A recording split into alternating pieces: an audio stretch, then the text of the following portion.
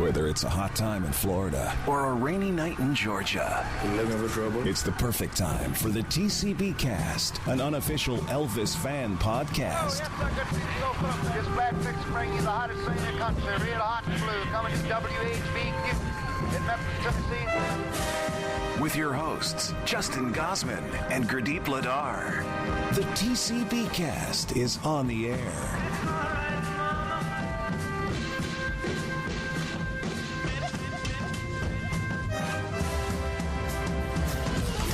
Welcome to TCBcast, an unofficial Elvis Presley fan podcast. I'm Justin Gosman. I'm Gurdip Ladar. Hey, we are on episode, I think this is 14. Oh, wow. So many. Yes, indeed. How are you doing this week? I am doing good. I think I'm getting sick again because I feel something in my throat. But hopefully I can prevent it by drinking lots of orange juice and, I don't want to be sick for Infinity War. I started. Ooh, yeah, that's coming out soon. I heard. Well, actually, I got to tell you, I actually got spoiled. I know who's on Infinity War. Yeah, Okay. You better be quiet because I know nothing and I want to keep it like that. And I avoided things. Okay. Okay. Did you go out and search it or seek it? It would, ish. I was looking for reviews, and there was a review that spoiled some stuff, which then led. Yeah, I'm not even reading reviews. Which then led to a Reddit, which then led down the rabbit hole of, and I found a Reddit thread that had a bunch of spoilers, and kind of. Okay. But anyway, how would you do that? Because I don't care about spoilers. I knew the plot of The Force Awakens like weeks before it came out, so I'm not too worried about spoilers. Usually I don't care, but this because it's been built up so much, I just want to go in fresh. That's fair. So how about you? Anything going on with you? How are you feeling? I'm feeling fine. But feeling fine, like it's 2009. No, I'm good. A little bit of a frantic week. I've got commitments pretty much every night this week to do something, with the exception of last night. I didn't really have anything, but I've got like meetings, and I had to be on a selection committee for the Alumni Association for scholarships on Monday. Saturday, and we're recording this on the 25th. No, Sunday. Sunday, I'm going up to Hill City because Never Been to Graceland is going to be in the Black Hills Film Festival. So exciting. We'll be representing there. And then 2 days before that, Friday, I've actually got to go see a show that the two lead actors, Stephen and Bridget, in the film, they're doing a theater show. They own a theater, so they've got a whole show. Now, are you going to do a panel or anything after your showing? I was told that there will be an opportunity for a Q&A. So we'll see what happens. You're not supposed to record anything while you're there. I'm going to see if I can maybe find a way to get the TCBcast mics there. That'd be great. We'll see how that goes. But anyway, so this week we've got a couple things we want to touch on. First up will be our thoughts on part 2 of The Searcher. Last week we touched on part 1. It was a great discussion. And this week we're going to tackle part 2. And then in the second part of the show, we have a guest, Allison O'Reilly, who is a journalist for the Diamondback, which is a student newspaper from the University of Maryland. She had written a critical review of The Searcher, and we'll let the viewers behind the curtain again a little bit. We actually recorded the interview first, and we'll plug it in later. But we had a great discussion, and I'm looking forward to folks being able to listen to it. I think they're going to really like what we have to talk about. Now, will you put a link to the article in the description? I will. Put a link out there, and I'll throw it up on our Facebook. Again, that's facebook.com/TCBcast. You better go there and like it. Yeah. Do it. So awesome. Well, let's dive right on in. We're not wasting any time this week. We're going to hop right into The Searcher Part 2. And that's kind of the way the movie starts. It actually just kind of jumps right in with outtakes from the 1968 comeback special and kind of talking about how the 68 special was like a recap of Elvis's entire life up until that point, as far as his influences and things like that. '68 special really showed Elvis's career in its entirety. They took Elvis's original songs and they made them more modern. This was bringing him back to the beginning, but yet going into the future.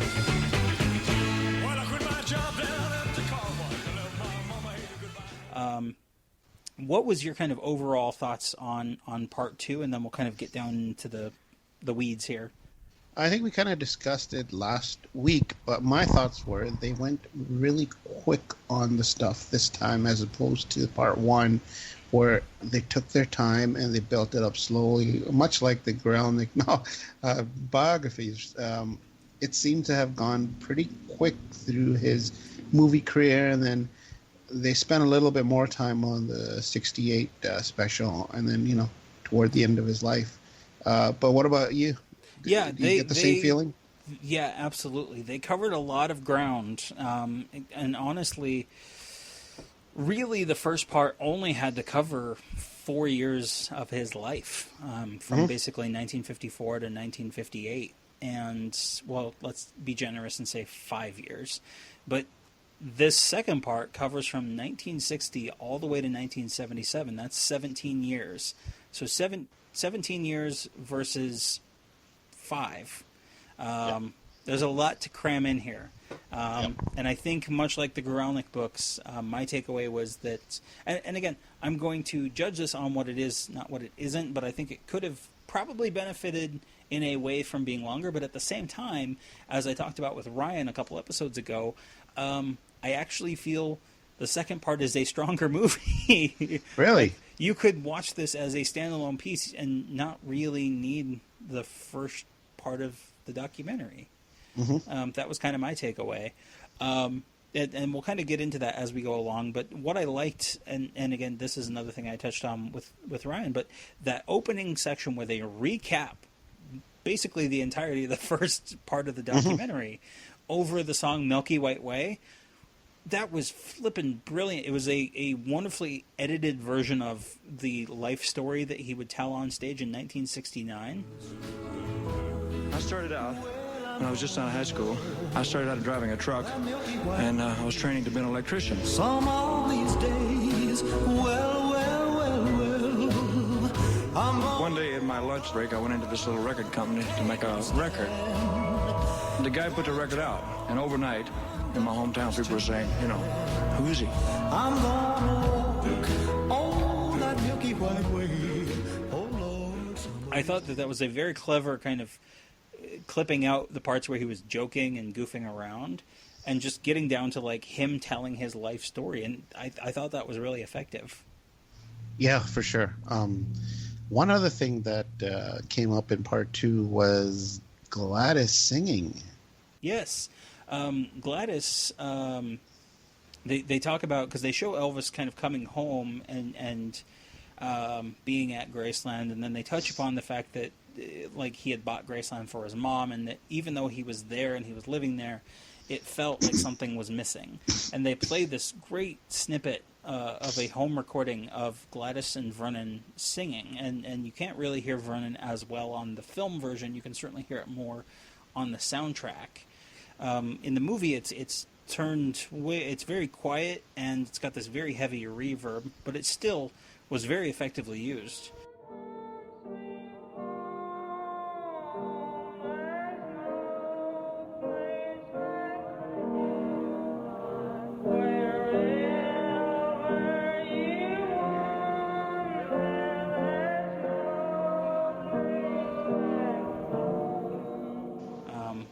What did you think of hearing Gladys Presley? Because I don't think anybody had ever heard her voice really before.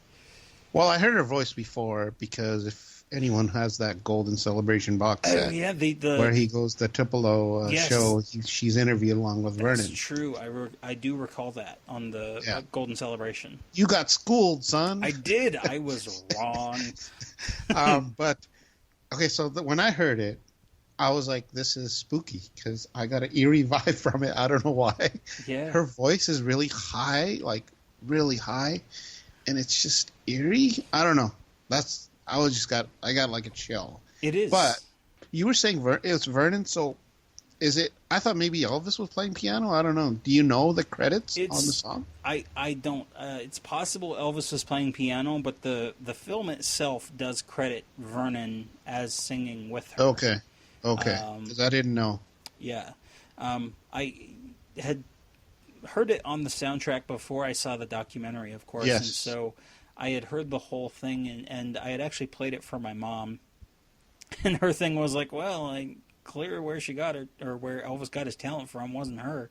Because she is a little off, but that really kind of wasn't the point. The point was that Elvis felt close to his mother, and that really kind of became a big theme throughout a good chunk of this part 2, because they talk about how Elvis was processing the loss of his mother and how he kind of fell away from his father because he didn't have they didn't have that shared connection with Gladys.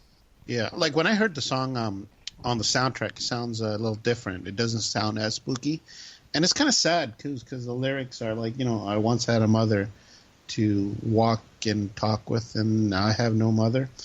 It is kind of sad. Yeah, it's serendipitous in a way. That's one of the songs that happens to exist on tape of her. Gosh, it's a really effective moment in the film. So he comes back to Graceland. They made a point of showing his interview in 1960 where they asked him about has music, do you think music has changed since you've been gone? And he basically says, well, if it has, it'd be foolish not to change with it, which kind of harkens back to what his character Vince Everett had said in Jailhouse Rock. Music changes every 6 months.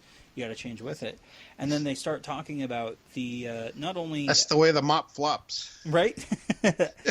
But they start talking about the Elvis's back sessions and then the Sinatra special. They actually spent quite a bit of time on Elvis's back, which surprised me. Yeah, for sure. They didn't. No, correct me if I'm wrong. Did they play any of his solo stuff or no? They did. They did play a little bit of Fame and Fortune. Okay. Yes. I thought they just went to him and Sinatra singing together. No, they did play more of the Love Me Tender Witchcraft duet, and they talked about it more. But they did show a little bit of Fame and Fortune. Okay, yeah. And then they Which, by the way, I kind of like it better, the way he sang it on that than the actual record. Yeah. I don't know. Well, and same with Stuck on You. I much prefer that version of Stuck on You to the record version. More loose. Well, and that goes into, I think a lot of fans prefer Elvis's live stuff because he is a little more loose. It's not as polished. And it's not as... he's not trying for a specific, he's not trying for the right feel. He's just going in the moment. Yeah, plus that was the very first stuff he recorded when he came back, so yeah, there's always that hesitation or how to sing now. Yeah, well, and that was a cool thing that they touched on as well, is that he was trying to find a place within where he was going to be in the industry at the time, because he was trying to prove that he was not a flash in the pan and that he could be a pop singer with a movie career in the same way that Sinatra and Dean Martin and Sammy Davis Jr. were. So they talk about the different genres that Elvis branched into during Elvis's back. They played A Mess of Blues, they played Like a Baby, Are You Lonesome Tonight, and It's Now or Never. I mean, I don't think there was a single album from the first part that they played as many songs from. And in fact, I don't think there were any later. They only played one song from Elvis's Memphis. Yeah. So I mean, but we've discussed before that period. He never sounded as good as that. Yeah, I mean, it again, like we talked about in some of our songs of the weeks from that era. The great thing about that, and Red West, David Briggs, the pianist, and Ernst Jorgensen all kind of chime in there to talk about the band's flexibility with the material and how they could play anything that Elvis kind of wanted them to do. But that album is almost like a culmination of the 50s Elvis. Like it is 50s Elvis in his final form, I guess. Yeah. Like yeah. if we're going to make him like a Dragon Ball Z character, you haven't seen my final form yet. One thing I didn't like was where they said that Scotty Moore and DJ were there still, but they were more relegated to the background. I don't like the whole downplaying of what Scotty Moore contributed, as well as DJ. I don't know how you feel about that. Yeah, and it's truthful in a way though, because they did become just a part of the larger group. They weren't as big of a focus in the music, and they do kind of touch on that, especially with like we talked about last week, kind of foreshadowing this. Boots Randolph kind of taking over the kind of lead breaks. Rather than having a guitar solo, you would have a saxophone solo. Mm-hmm. He brings with him his all-star Nashville session guy band, including Boots Randolph, who is a great saxophone player. Boots Randolph brings in a lead instrument that can balance out Elvis's singing in a way that Scotty playing rockabilly licks didn't do previously. So it just becomes a much more full sound. And Boots Randolph has this phenomenal saxophone solo there. But you could have very easily have seen that if that had been recorded in the 50s. I mean, Scotty Moore would have taken that part. Yeah. But that goes to show, I think, the confidence that Elvis had in his music at that time. That he wasn't just relying on what was comfortable and what was familiar. He was trying to push it somewhere where he hadn't been before. Yeah. And so they talk a lot about that in this first chunk. There's still a ton of beautiful cinematography. There's that shot during the It's Now or Never ending where they are in Studio B in Nashville, and they just do that pan up to the microphone, and they've got it backlit. Oh, freaking spectacular shot. Yeah, for sure. And then as soon as that's ended, they cut to Elvis singing with a puppet. And they kind of take the piss out of G.I. Blues a little bit. And by a little bit, I mean a lot. Yeah. I don't know. I like the songs in G.I. Blues. Yeah, me too. That's just me. My girlfriend and I were just having the conversation because she sat down and watched it again with me tonight. Well, it was her first time, but that's one of her. She basically turned to me and said, "I have to admit, like that's one of my favorite Elvis songs that sticks with me."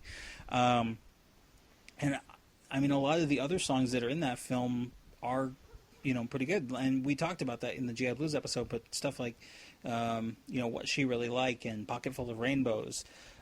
They used that one specific scene that was aimed at more of a family-friendly sort of thing to kind of make a point about the rest of the 60s.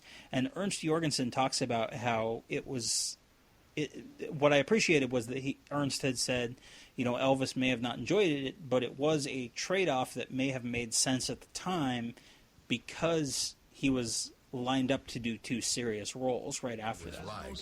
I don't think he really enjoyed that. G.I. Blues was a family type of film, moving Elvis's image in a completely different direction from the very young, aggressive characters in the 50s movies.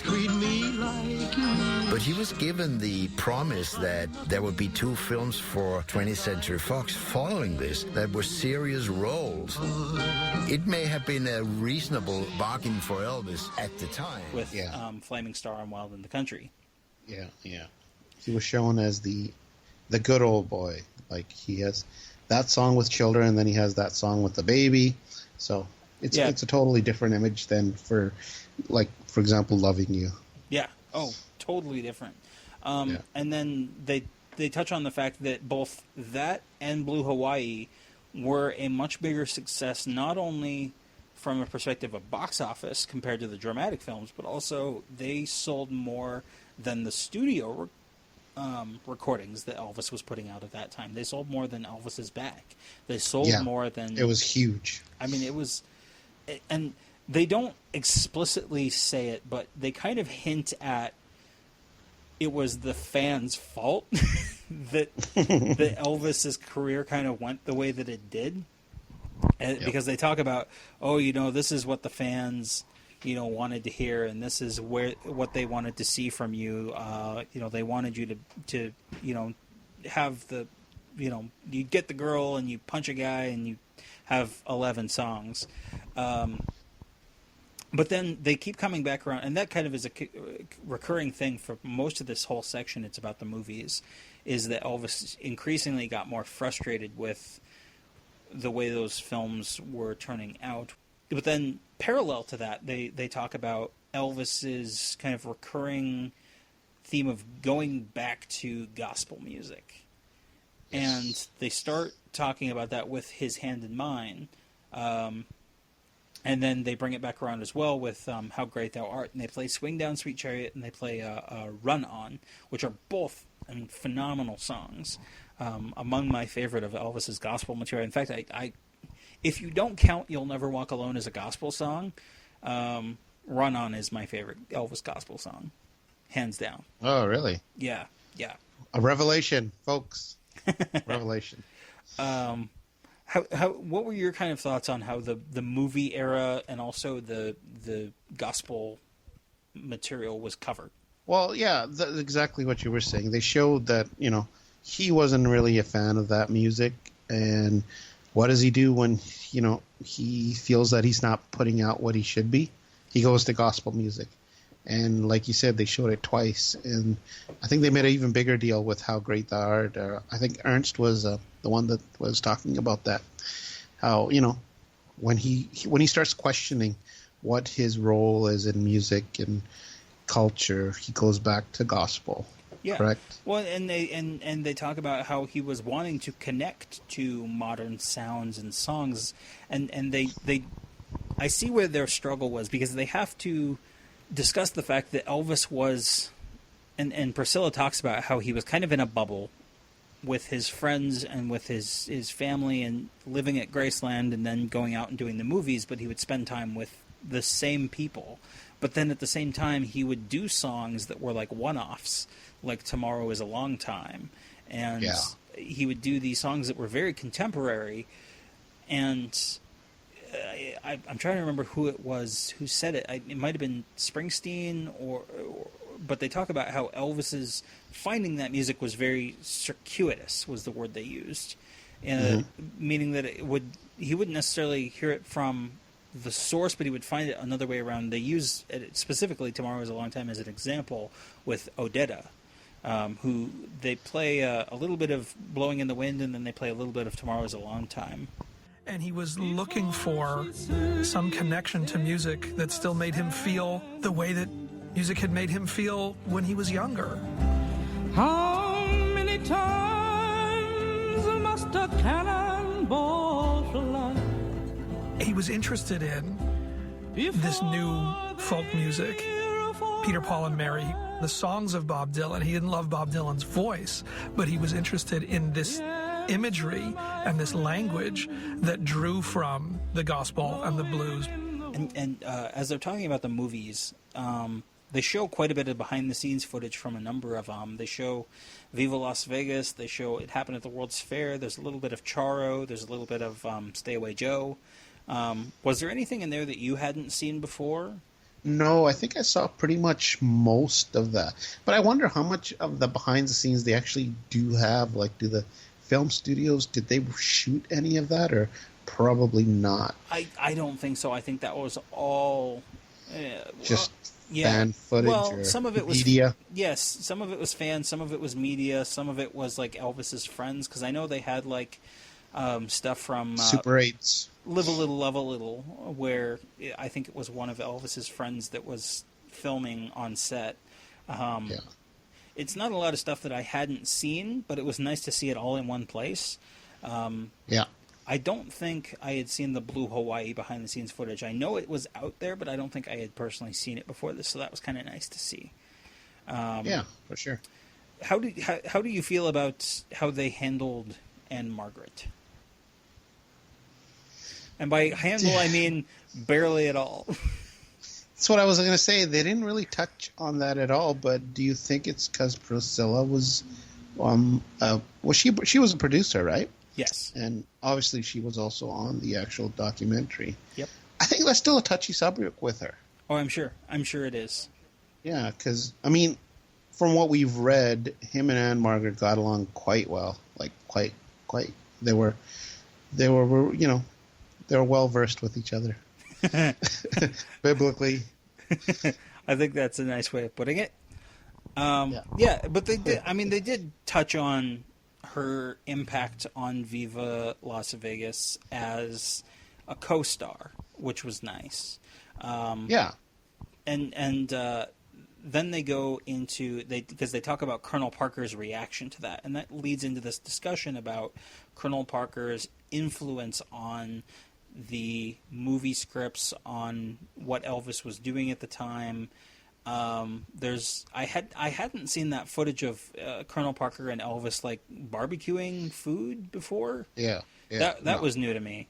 And I had seen some of the behind the scenes photos, or I had like heard of them but hadn't seen them. Like the one where Colonel Parker's wearing Elvis's wig from Kissin' Cousins. I had heard about that photo. Yeah, existed, no, I never saw that either. But I had never seen it. I thought it was kind of funny, but they do give Colonel Parker a chance to rebut a little bit. Well, no. As far as I was concerned, I was not involved other than making the contract. He had the opportunity to say, I don't want to do it, or I like to do it. No one told him he had to make a picture that he didn't want to do. When we had a script, we delivered to Elvis. And then, of course, they flip that by then having people basically, say that, Elvis would try to say no, and then they basically, him and the studio would tell him, no, you're either going to do this film or you're not going to do anything at all. Yeah. I mean, it's basically do it or that's it. You're done. Yeah. I mean, I do have to give him credit for allowing Colonel Parker to have his say, but I mean, he's totally, he honestly, I don't think felt like he did anything wrong, which is the worst thing about it. Yeah. He thought he was totally in the right, and God, that, and my girlfriend, she was getting frustrated too by the time Colonel Parker's a second quote comes around in the 70s where he talks about Elvis, wanting to go back on tour. And well, I don't know, but I know one thing. When I told us to slow down, he said, I want to play more dates. So I booked more dates. I said, well, I don't think you should. And he said, well, that's what I want to do. He was very unhappy, so we started all over again. I think Colonel was trying to do a little bit of damage control after Elvis passed away. Yeah, but he was pretty much a recluse, wasn't he? Afterwards?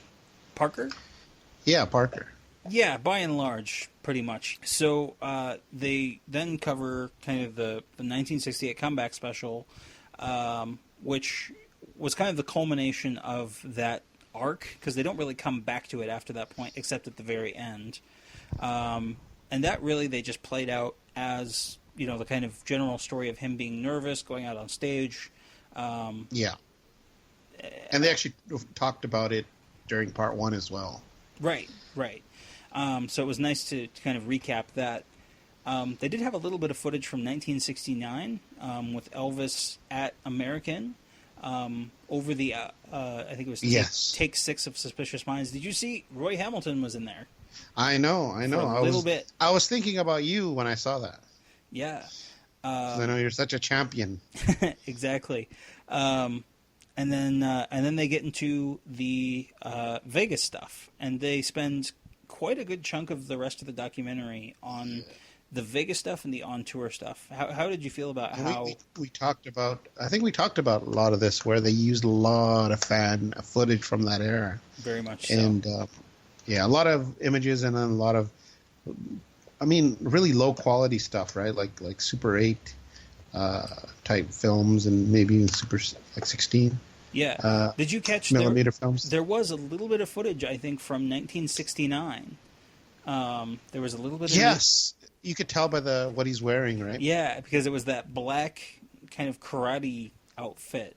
And the curtain was coming down as the person was filming. And I was like, dude, that's 69! Yeah. So I was really you excited. Screamed 69, and everybody's looking at you. Like what? What? This isn't Bill and Ted's Excellent Adventure, 69, dude. I love that you picked right up on that. So then, like we talked about, they cover a lot of the Vegas stuff with footage from That's the Way It Is. And then they have a weird section where they are talking about Elvis being in his hotel room and not really going out and seeing people, being like basically in his hotel room the whole time, and him kind of losing track of time and the days. And yeah. They use that footage from Live a Little, Love a Little over this montage of... I noticed that too. Where did that come from? Well, because in that scene, it's like he's on some kind of medication, and he's like losing his mind. So they're like, why not? It was weird. It wasn't bad. It just kind of came out of nowhere. But then how about that Burning Love rehearsal? Oh man, Burning Love was great from On Tour. Feel my temperature rising. We basically tried to influence him to do more rock and roll. Burning Love, that one had some potential. He never felt comfortable with it because he had a hard time with the lyrics. He was going through a lot at that time, so he didn't want to do the song. And the guys kept expressing that he should do it, and he was really fighting it. Burning Love was one of the greatest records he ever made. Like the sweet song. And actually, they had not only Burning Love, but they touched on a little bit of Never Been to Spain from Madison Square Garden. And then they had an American Trilogy, and that was fan shot footage. I'm not sure which concert it was from. But it was actually pretty good quality. I was surprised. And then they interspersed that with other fan shot footage around that time. Yeah. And what I liked about that was that they talked about Elvis kind of trying to contain the entirety of the American experience in his music and in who he picked, band-wise, background singer-wise, orchestra-wise. It was just very interesting. And then of course, before they get into the on-tour footage proper with the Burning Love in Separate Ways, they do show that little Hot Time in Florida clip. I know. Maybe they know about us. I doubt it. And they want to do that on purpose. What was frustrating too is that they didn't have him. They overlapped dialogue with him singing the line of "Rainy Night in Georgia." So I was like, You need to finish the thought. For anybody who wants to see that, Elvis on Tour or This Is Elvis also has that. Yes, see it the way it was meant to be seen with both lines. Yes. They did touch alternate Aloha. Yes, they used, and this goes back to kind of what we had talked about last week, using alternate versions to subconsciously show the audience something that they think they've seen before, but they haven't.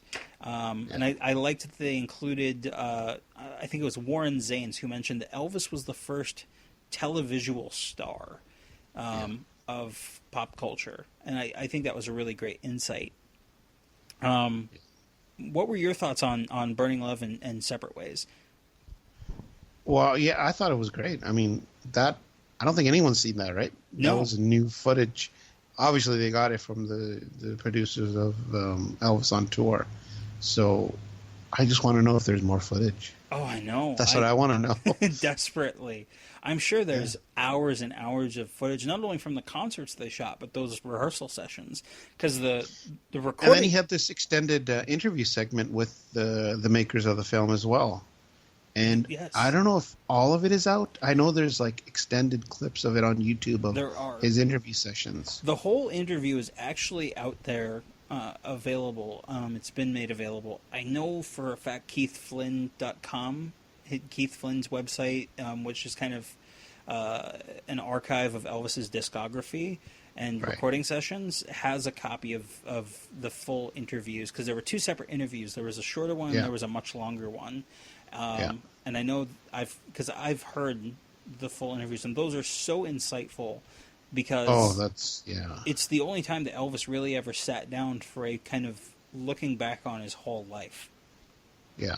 And it was just great that they culled material from those interviews, because you got I think a little bit of it in On Tour itself, and I think they might have pulled maybe like a little clip for This Is Elvis, but they used so much of it in this movie. Even I think there were parts of it used in part 1 a little bit, because when he talks about the talent show. Yeah, if you read Jerry Schilling's book, I think he talks about that, how Elvis is always reluctant to talk about himself in that kind of format. And because Jerry was there at that time and he got to know those producers and director, that's why he was willing to do it. And he really opens up, which is great. Yeah, it really put him at ease. So then, of course, as Elvis's On Tour continues, there's a ton of fan shot footage, and they start outlining, he did this many concerts this year, this many concerts that year, and then they kind of culminate that towards Elvis recording in the Jungle Room. Yeah. In 76. What were your thoughts on how Hurt was handled? I thought it was excellent. It gave me a new appreciation for that song. Yeah. It was excellent. It gives you chills, kind of. It does. It was... Because they start off with that beautiful Steadicam footage, this kind of fly-through from the RCA truck out front of Graceland all the way through the front doors, around the corner, through the kitchen, down into the Jungle Room. Beautiful shot, and back to like Elvis's guitar sitting against the back. And then they start in with this montage, and it intersperses footage of Graceland and like photos of Elvis like on like Gladys's mantle, and then it cuts to like footage from throughout the documentary that we've seen, along with a handful of things that we hadn't. And it's heartbreaking. It really is. In fact, keep going to that bike. And that was the thing. That last shot with the bike. I mean, that was the culmination of this entire 3 hours of seeing this footage of this little kid riding a bike, and of that photo at the very beginning. That was what brought it home for me. And when I was watching it with my girlfriend tonight, it finishes with those two shots of the bike hanging on the wall, and then it cuts to the image of him as a kid on the bike. And she's like, that is so depressing. I would never, ever hurt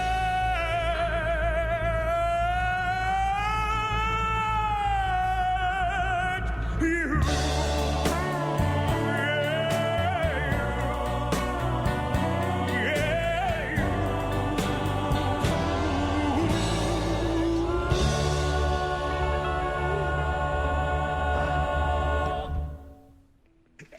But then what I love about the way that this is edited is that it gives it a little time to breathe, and then it puts you right in the mood for the ending scene where they start talking about Elvis trying to figure out, and the creative people behind the 68 Comeback Special, like Chris Beard was one of the writers for the 68 Comeback Special. He gets interviewed, and Steve Binder, of course, and they talk about how they came about the ending of the 68 Comeback Special with If I Can Dream.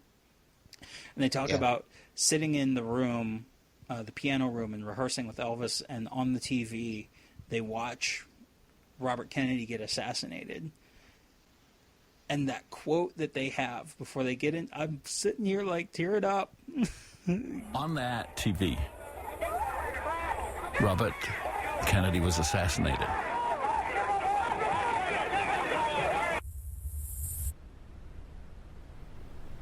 Elvis picked up a guitar and he started playing it, clocking at a mile a minute. He said, I want you to understand me, because this is a moment in time where we all have to understand each other. And then it goes into the song, and it's an alternate take of the song than the one that was used on the broadcast, because at the end he doesn't say, thank you, good night. Yeah. He just steps back.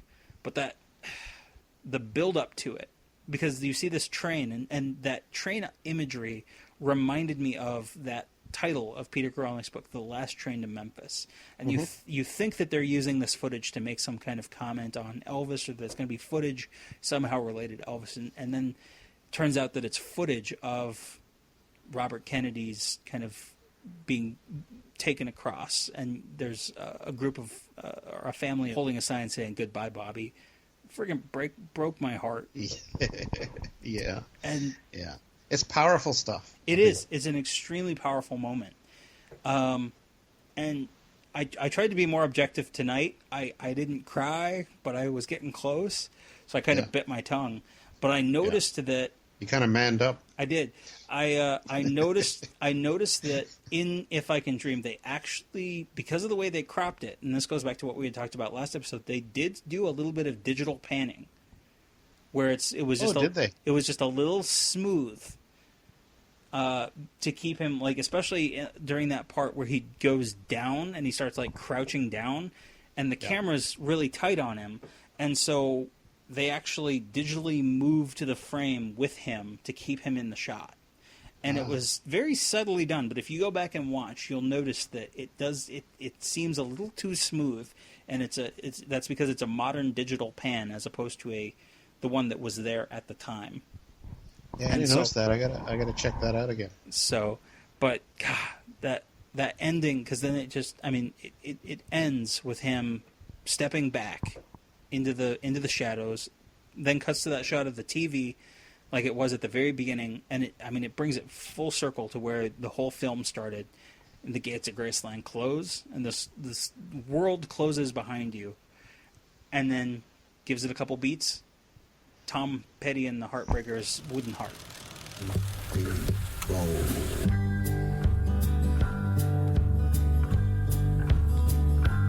Can't you see I love you? Please don't break my heart in two. That's not hard to do, 'cause I don't have a wooden heart. Which is such a beautiful sentiment, like a statement from the filmmakers, not only because Tom Petty is no longer here and he was such a big part of this documentary, but also because they took such pains to pick on Wooden Heart that it made a point to me that, like, even at his quote-unquote low points, something beautiful could be created from it.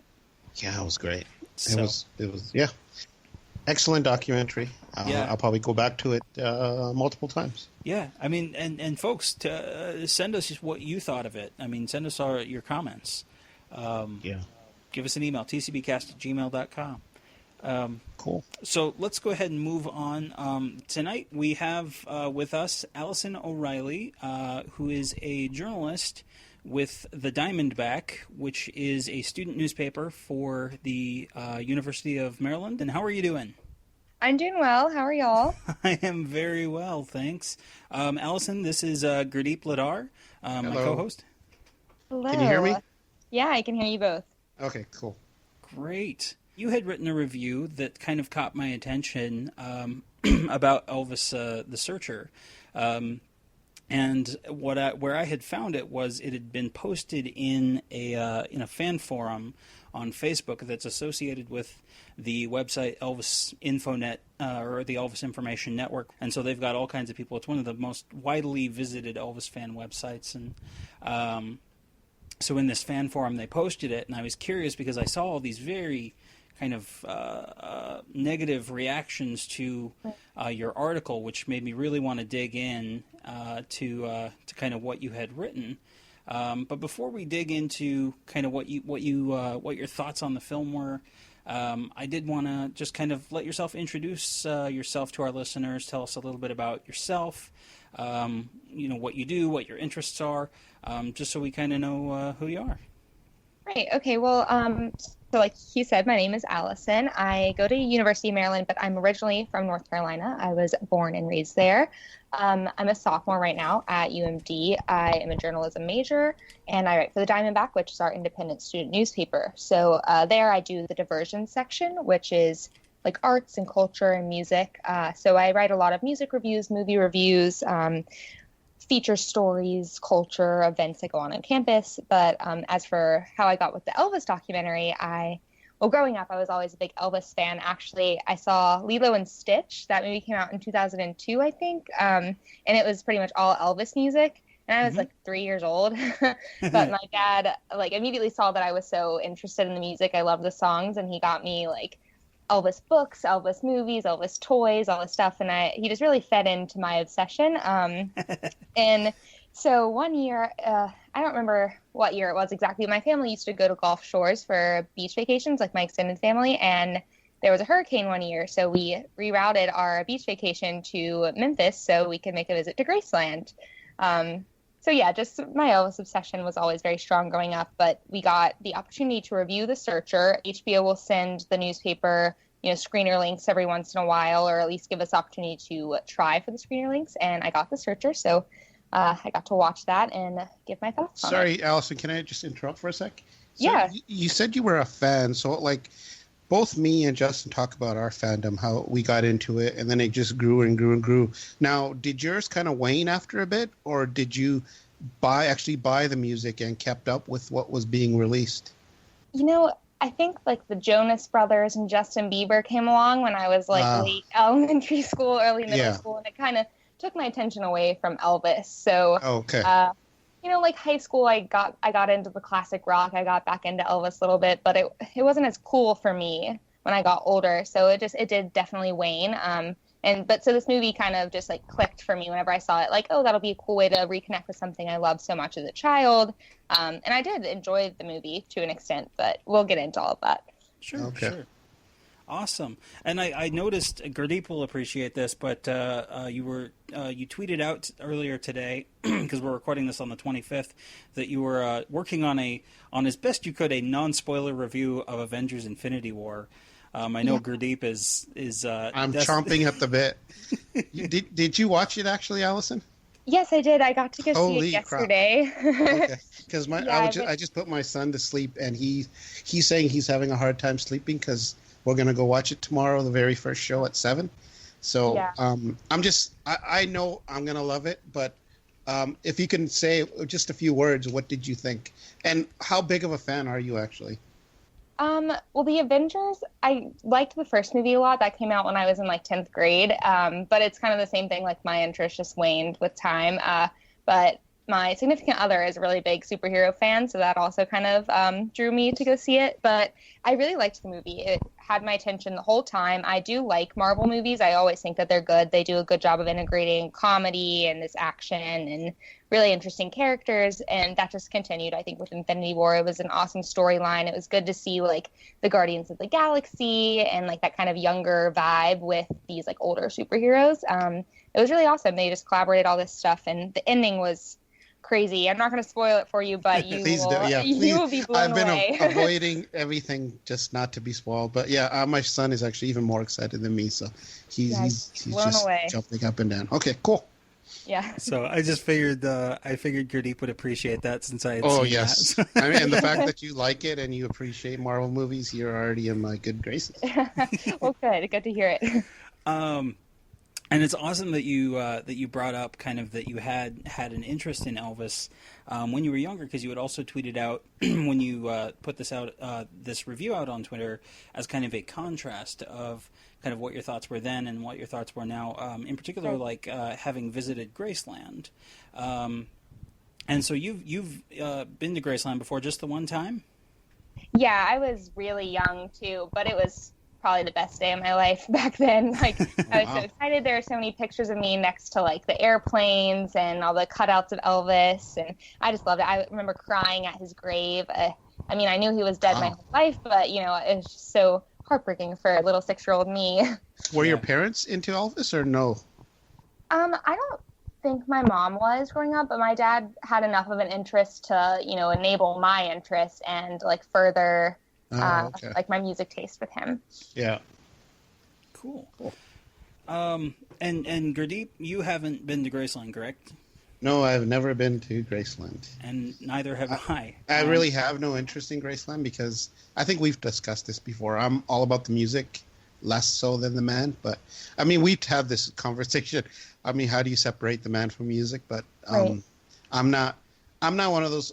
We've been joking back and forth, me and Justin. I'm not one of those people that will go outside of the Graceland gates and sing "Happy Birthday." I'm just not. So I don't even need to see Graceland. Like totally. I'm just into the music. So, and Justin, I think he has his own reasons for not really wanting to go. Yeah, I mean, and I'm very much the same way, and I think that's something that that I've noticed with a lot of younger Elvis fans. I'm part of an official fan group that's sanctioned as fan clubs are with Elvis Presley Enterprises, but it's called Elvis Generation 2.0, and it's all fans younger than they were born in 1977 or after, and a lot of us seem like we don't have as much interest in the phenomenon, kind of the iconography, the kind of big broad strokes that I think a lot of older generations of fans were interested in. For us, it really kind of gets down to the music, which is for me why I felt The Searcher was such an interesting film, and why I was anticipating it very much.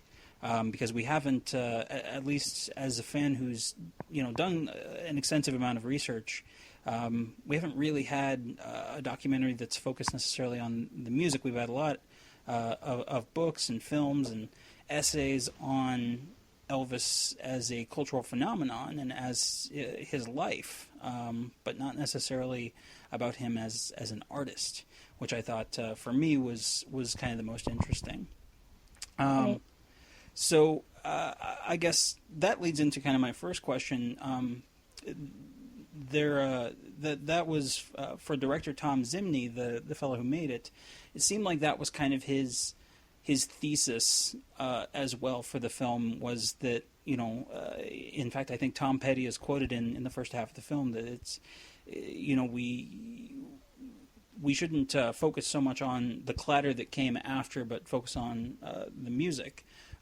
Were you aware going in kind of what the film was going to be, or did you just kind of go in blind? I think I did kind of go in blind, which I will admit may have been a detriment to the review that I ended up writing. But as far as that goes, I think that it might be a little bit lazy of a director to go into making a movie about an icon like Elvis just to focus on the music. I just think that could have been an impossible task. And having seen the movie, it was an impossible task. They did have to touch on so many of the personal things and how it relates to the music. So I just don't, like Gurdip said earlier, I think it's hard to separate the man from the music, and it would have been incredibly hard to make a documentary only about the music.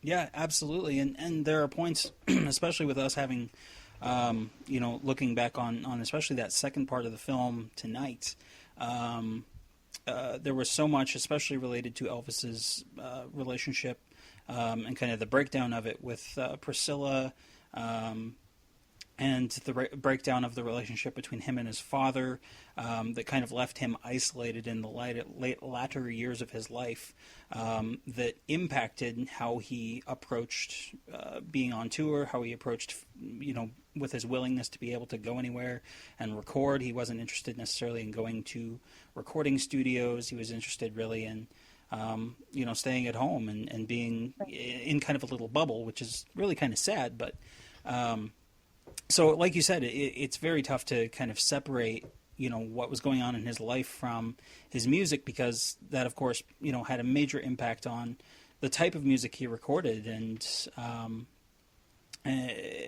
what, when he chose to record and what material he was picking.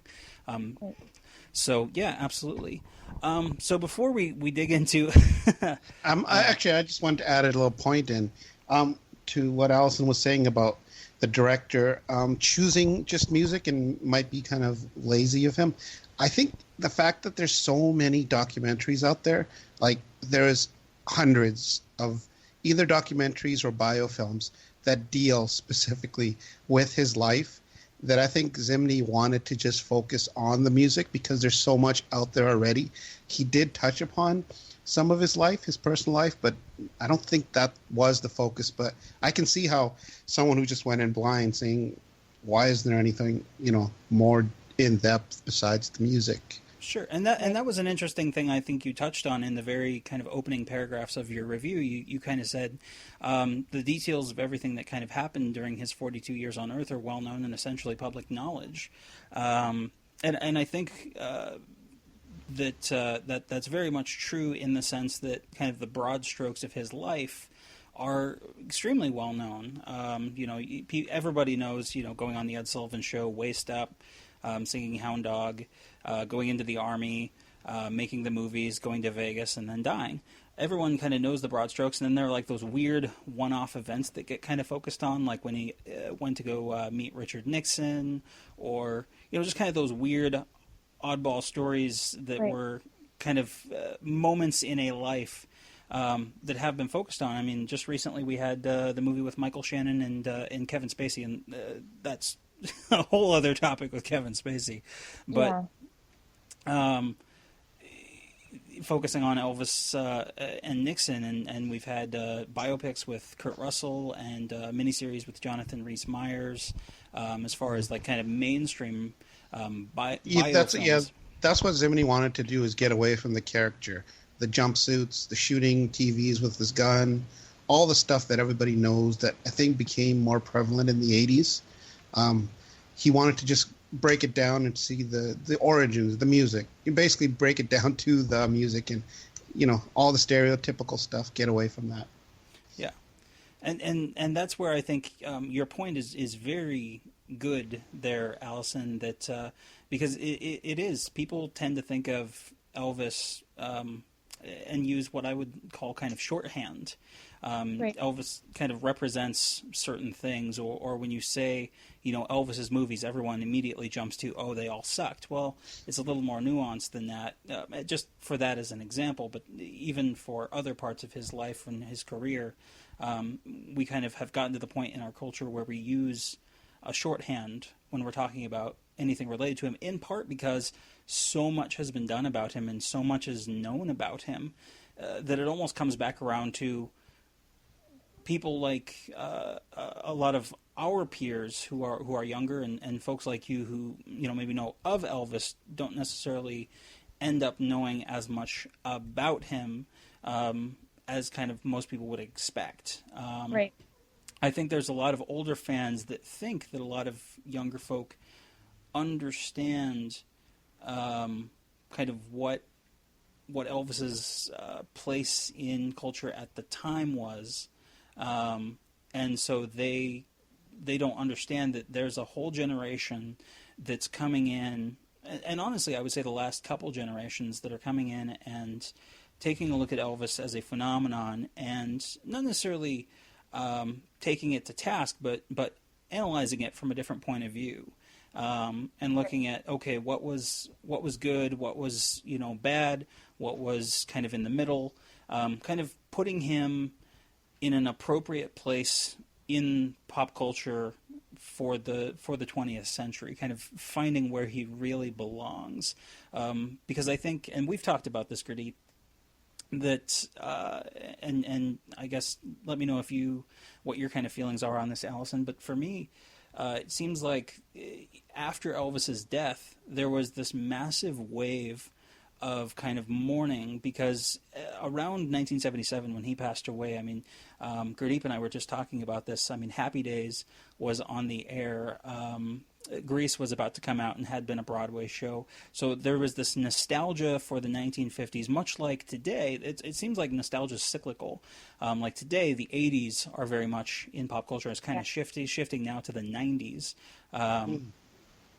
But with pop culture being so cyclical, people at the time in the 70s were so nostalgic for the 1950s. And everything that they thought that kind of represented, especially people who had been teenagers. You look at someone like George Lucas, who made American Graffiti. I mean, that whole movie was a love letter to what his teenage years were like. And so when Elvis died, it caused a wave of, I would put it as like an over... They kind of overdid the reaction to his death. They kind of gave him... a lot of credit, and you had fans that were just, I mean, bawling that people that didn't know him, that maybe had only listened to a few of his records, but they became very intense in their reaction to his death, and to the point that there were like conspiracy theories about did Elvis fake his death? Yeah, I've definitely heard plenty of those. I think that you make a good point that people in younger generations tend to look at him from a different perspective, a more analytical perspective. And I think that part of my problem with The Searcher was that it wasn't very analytical, at least to me. I think that there was a lot of storytelling, and I think that was well done. But there wasn't a lot of, like, they would spew out these facts of, okay, this is when he met Priscilla and this is how that happened, but there was no looking back on how that really, I don't know, well, I guess there was a look at how it shaped his music, but there wasn't an impact or a look at how that impacted him. And I know that you have mentioned how, like, the movie is supposed to be about the music, but I know that their relationship wasn't always the best, and there wasn't a lot of talk of that. Right. And also, as far as, like, the mention of his cultural influences and how I remember at one part of the movie they were talking about how he would go to shows and see all these people's pieces of their acts, take certain dance moves and integrate it into his, and that was, like, mentioned. It was a little bit discussed, but they didn't look at that in a historical perspective and how has that impacted his image today, how has it impacted his cultural legacy. I remember talking to some people about this film that I was reviewing and about the backlash that I got, and a lot of people are like, I don't understand, why are people denying that he stole sound, why are people denying that he's racist? And I was like, this is just such a weird cultural divide that people my age have such these intense thoughts about his impact on culture that are totally different from the intense thoughts of these older people that are commenting on my article. It's like the same degree of intensity, but on totally separate sides of the scale. So I think that was an interesting thing you brought up. Right. Well, and to that, one of the questions I kind of wanted to ask was, you touched on the quote, and you mentioned this specifically in the article about, your quote is, "The Searcher continually noted how he created his own image by taking pieces of other artists without making it seem like he was stealing their work, but never once touched on the controversy around that." Now, I think Gurdip and I both understand where you're trying to lead that towards, which is, the question of cultural appropriation. But I actually went through part one, and the quote that you're kind of paraphrasing there was, these performers are competing with one another. Somebody wants to leave there feeling like they won. Being on bills like that, you're amongst people that are going to teach you things, and that's a big part of what made Elvis in those early becoming years. He had an antenna up, and he was stealing tricks, he was learning lessons, and he was bringing it all in without seeming like he was just doing somebody else's act. The thing was, though, is that quote actually came from a portion where it was discussing Elvis being on the Louisiana hayride with white country music performers like Maxine Brown, Bud Deckelman, and Betty Amos. Do you feel like maybe you took that out of context a little bit? Possibly. I think that the quote I was paraphrasing, definitely I applied it to a different topic. I definitely see where you're coming from. But I think that I definitely was trying to talk about cultural appropriation in that point, but it was more than just cultural appropriation if he was stealing those bits and pieces of other people's acts. But I think that people my age, whenever they think about Elvis and cultural appropriation, they think about the sound, they think about the music. They don't necessarily think about the acts and the dance and the stage presence. We think about the songs that belong to other people or were written by others or sang by others first and made popular by Elvis, and he got the money and the fame and the credit. Sure, and that's it's a discussion that Gurdip and I have kind of been on the edges of. We haven't had a full episode on this topic because it is one that's very complex and nuanced. Because it's very difficult to look back at it now from the perspective of, for example, a young person like you or even me or Gurdip, because as I've been a fan, I've had to go through and actually come to terms with what the reality was of the situation at the time. And just so I'm kind of upfront about where I'm coming from, so you aren't necessarily on the defensive, I guess. There's no question that the system that Elvis succeeded in was strongly, and we'll just say it, racist, and very biased, and that spread into every inch of the music industry at that time, and the film industry and the television industry. And so there were certainly opportunities that were afforded to Elvis that weren't afforded to some of the musicians that influenced him. And for me,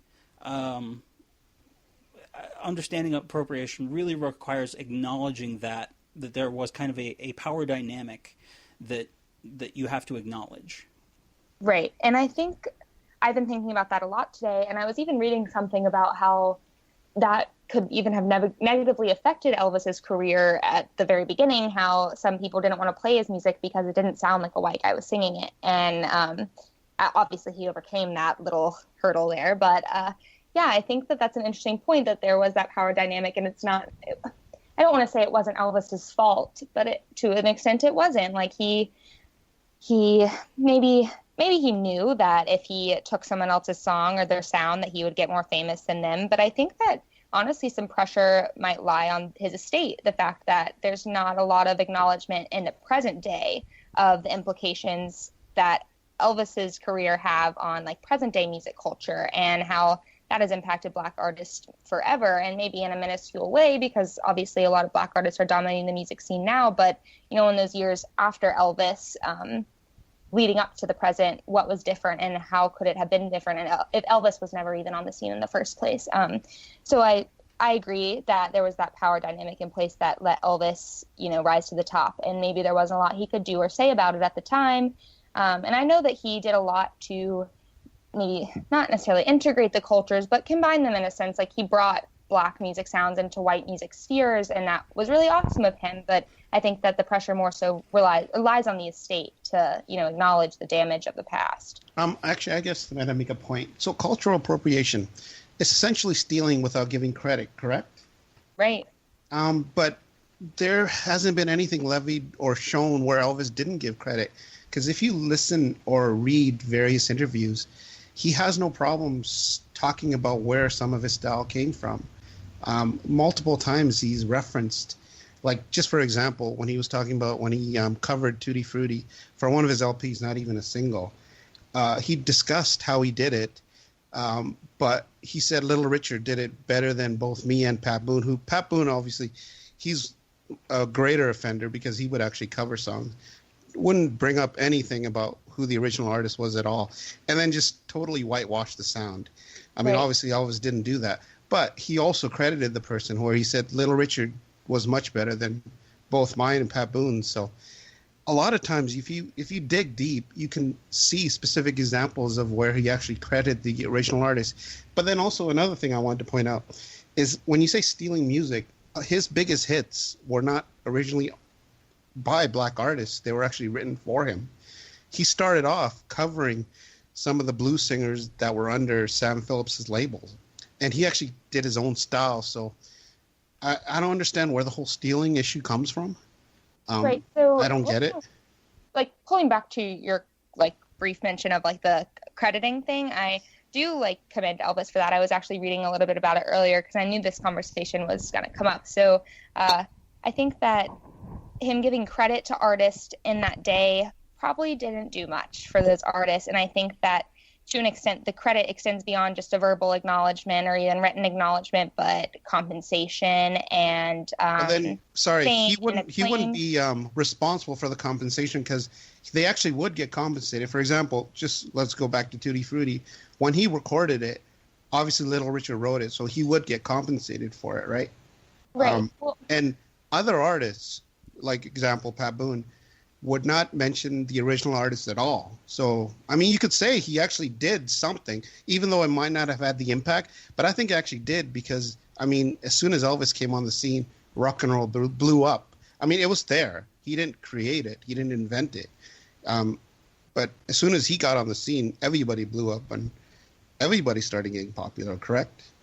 Yeah, I think what I mean by compensation wasn't necessarily just like a literal piece of the money earned from the music, but the compensation that subsequently came to Elvis because of the fame he got for those sounds. And, you know, not even necessarily the songs. I know you were saying you don't really see where the stealing songs thing comes from. And I know that a lot of that has been, you know, refuted. But I think it's the style and the sound. And, you know, I'm not going to deny that Elvis had a mark on culture unlike any other artist. And he did, you know, combine rock and R&B and country in a very unique and amazing way. And I'm not going to deny that. But, you know, I think that the things he took from other cultures, those cultures are never going to get back. And that has a damage that can't be ignored by the people who are responsible for Elvis's image today. And I think that Elvis's image retroactively would be so much better and more positive if there was some talk about, okay, this happened, this skyrocketed, or not skyrocketed, or this helped his career, this amplified his image, this made him sound better, and this is why it was wrong. Yeah, but then also another sorry, Justin, let me just say one last point. But we're also forgetting that people like Ray Charles and Chuck Berry, who started before Elvis, they incorporated country music as well. So it wasn't just Elvis doing this. Almost every artist back then was doing it. They were taking bits and pieces from everything, right? I mean, if you look at Chuck Berry's biggest hit, one of his biggest hit, Maybelline, that's a combination of country music and R&B. I think that goes back to the power dynamics conversation we were having. A black artist in that time taking some sound from a white artist isn't going to necessarily harm that white artist's fame, but, the other way around, it can, racist people, why listen to a black singer if I could listen to a white singer doing the exact same thing? Sure. So, and sorry, one last thing. Sorry. You were saying a lot of younger people, like your friends and stuff, know that Elvis was a racist. Now, where did you get that? I meant it that they think that he was racist, that they say he was racist. Yeah. That's a vibe that people get from Elvis. I know, in watching the documentary, in my extensive knowledge of Elvis, he probably was a little racist for modern standards, but back in the 50s, he was probably a pretty decent guy. And yeah, I think that it mainly comes from this whole cultural appropriation debate. I don't necessarily think it comes from personal stories of Elvis being a bad guy necessarily. I feel like I'm just butchering this wording here, but I get what you're saying. I think it more so comes from the cultural appropriation argument than it does, explicit racism, and that's definitely more of a just back of the mind idea about who Elvis is for people in my age group. Yeah. Okay. Awesome. So, kind of touching on that, I actually am going to pull in. I'll read you the transcript of it, but I'm actually going to pull a clip in of David Porter, who was featured in the documentary. He was a producer and a songwriter for Stax Records for many, many years. Worked alongside Isaac Hayes. Co-wrote a lot of songs that were very popular. He himself was African American, but he wrote like "Hold On, I'm Coming" and "Soul Man," and so he actually was asked point blank about this during an interview recently. Those were Elvis performing "Lordy Miss Claudie" and "Tweedledee," originally by Lloyd Price and Laverne Baker, respectively. David Porter, and respectfully, I think, because respect is right at the heart of this question, which is about cultural appropriation. I wonder how you think of the fact that Elvis, by his own admission, was very much into blues and R&B and black musical forms and got to be the first white artist who broke through to mainstream audiences with these black musical forms. Is it appropriation? Was it a respectful borrowing? Was it artistic license? What do you think? I think that he was opening the door for and opening the eyes for a significant part of America that had these biases inside against people because of the color skin, the skin color rather. And he was able to show the creativeness out of the credibility of the music that they were embracing and delivering in such a way that it opened people's eyes to the beauty and the power of it. And I think he was doing a great service in that regard for making people aware of this is a beauty that should be accepted regardless of what your I don't know what the word is, but regardless. And he did a great service, in my opinion, for black music throughout the world by doing what he did, creating an awareness in a legitimate way because of the quality of what he could do with it that opened up the doors for great many artists in America. Emily emailed, as a 36-year-old white woman, I grew up with my parents enjoying the music of Elvis, but rarely listening myself. When I think about Elvis, I think of a chauvinistic showman who appropriated black music for only his personal benefit.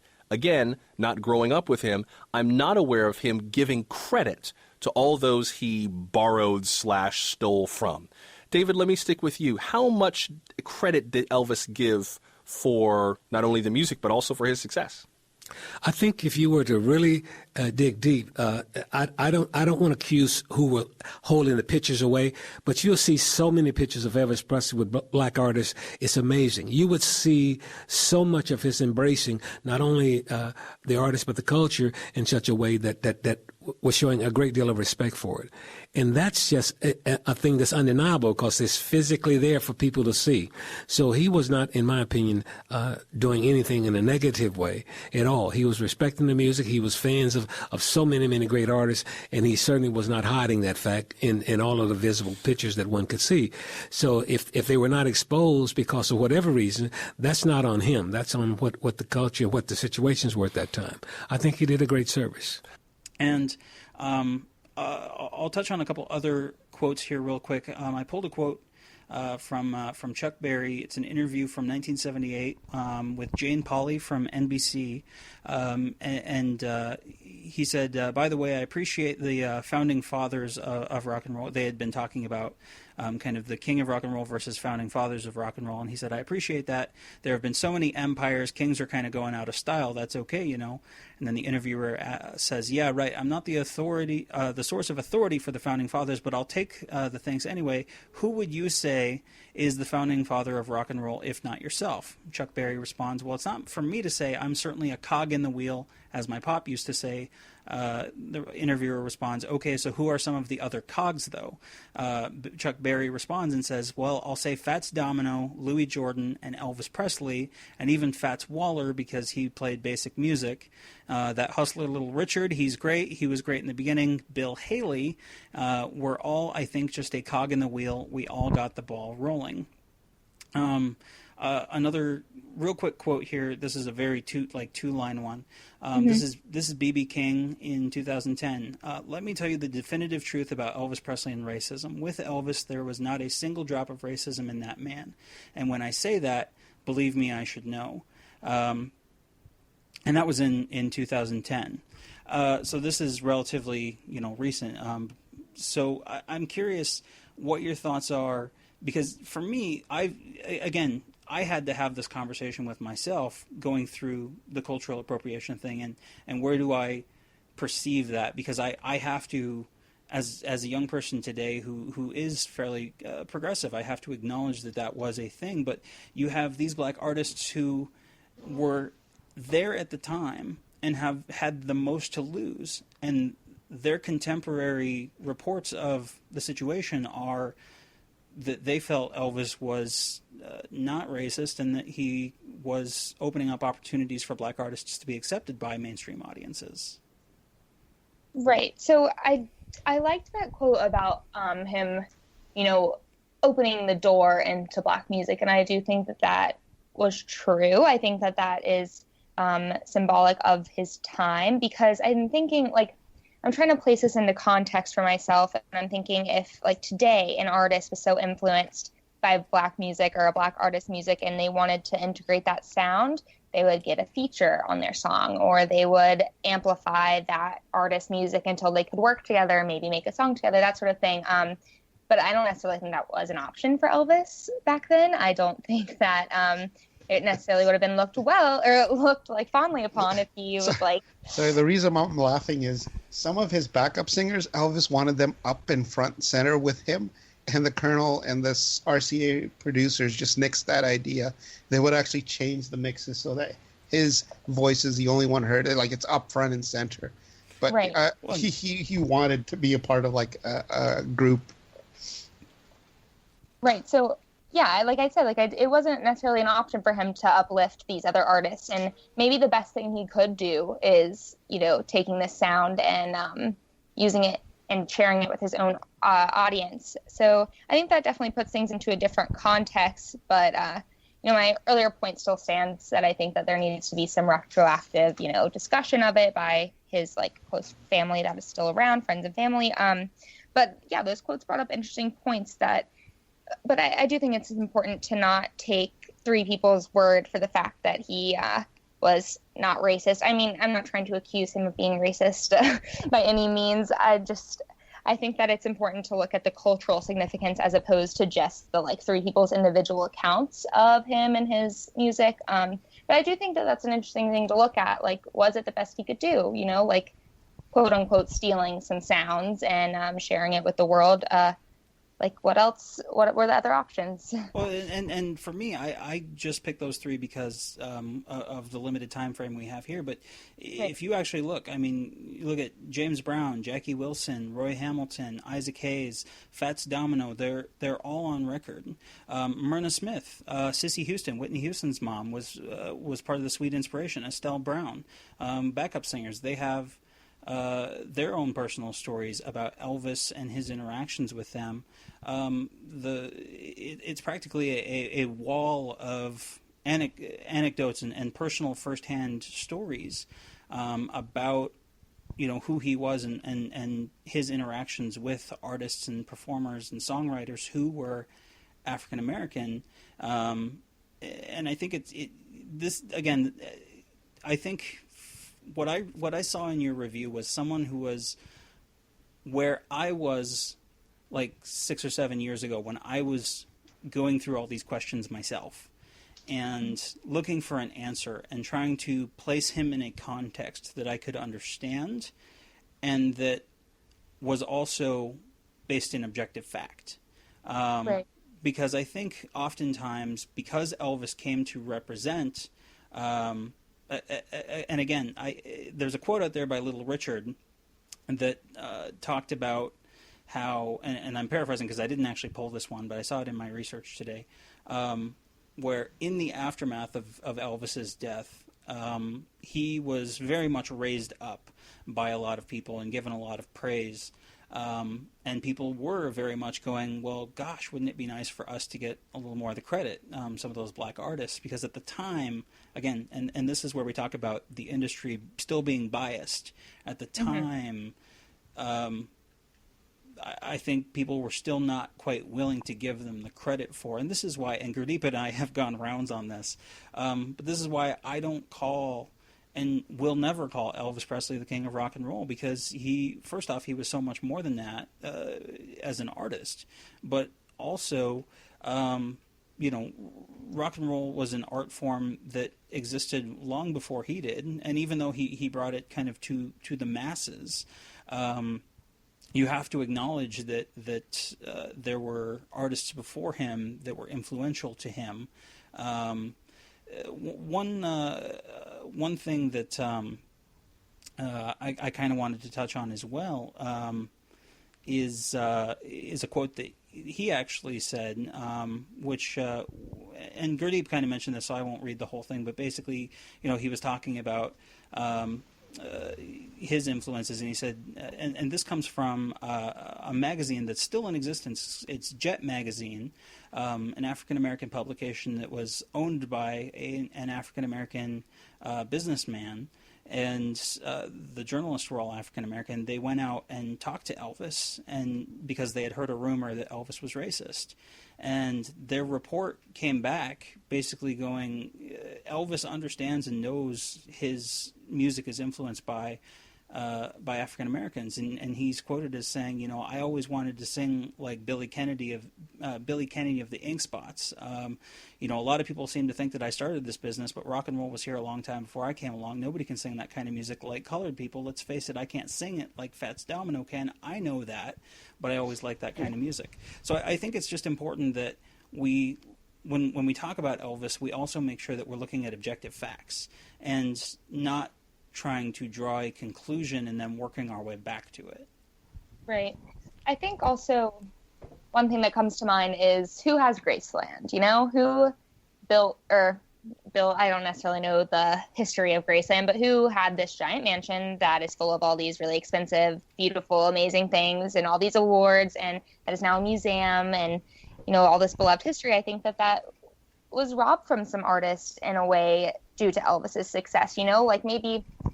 So touching on that, would you also then agree that Elvis also took away from an artist like Hank Snow or an artist like Mario Lanza or artists of white descent that also were exceeded by Elvis Presley. Because around the time that Elvis came into the music scene, rock and roll and rhythm and blues were not widely accepted. It was pop music. It was kind of your Frank Sinatra crooner type music. And there were just as many of those country artists, especially those ones that were kind of mentioned in the documentary that he was touring with, that he took things from. A lot of his songs, we've talked about When My Blue Moon Turns to Gold Again, which was done by a country group. Bill Monroe. Bill Monroe was a bluegrass performer that never had the type of success that an Elvis Presley did. Certainly... no, not close. Well, I think like what you're getting at here is that the same type of, appropriation, same type of stealing, to kind of quote my article. But no, I don't think so, because those people, white people at the time, had very similar, if not the same, opportunities as Elvis. Right. The same type of social acceptance, and the fact that Elvis took those elements, that was him kind of working within his own realm in a way. But whenever he took elements from Black artists, that those people were already disadvantaged and already not getting the credit that they deserved. And then he went and got the credit they deserved and then some. So, and, this, like we've been talking about the whole time, is so complex, but I think that's kind of at the crux of the issue for me, is that, like, whenever you're taking influence from someone on the same playing field as you, it's kind of just like, okay, all's fair in love and war. But whenever you're on a different playing field, it's like, what are you doing? You're just tearing someone else down. So Sure. And it's tough, too, because I've noticed, especially within the last couple months, I've noticed a lot of conversations where there's even difficulties defining cultural appropriation within the Black community. Bruno Mars recently came under extreme scrutiny because he was basically accused of appropriating Black music because he's actually of Latin descent. And he's not Black. Filipino descent, but yeah. And go ahead.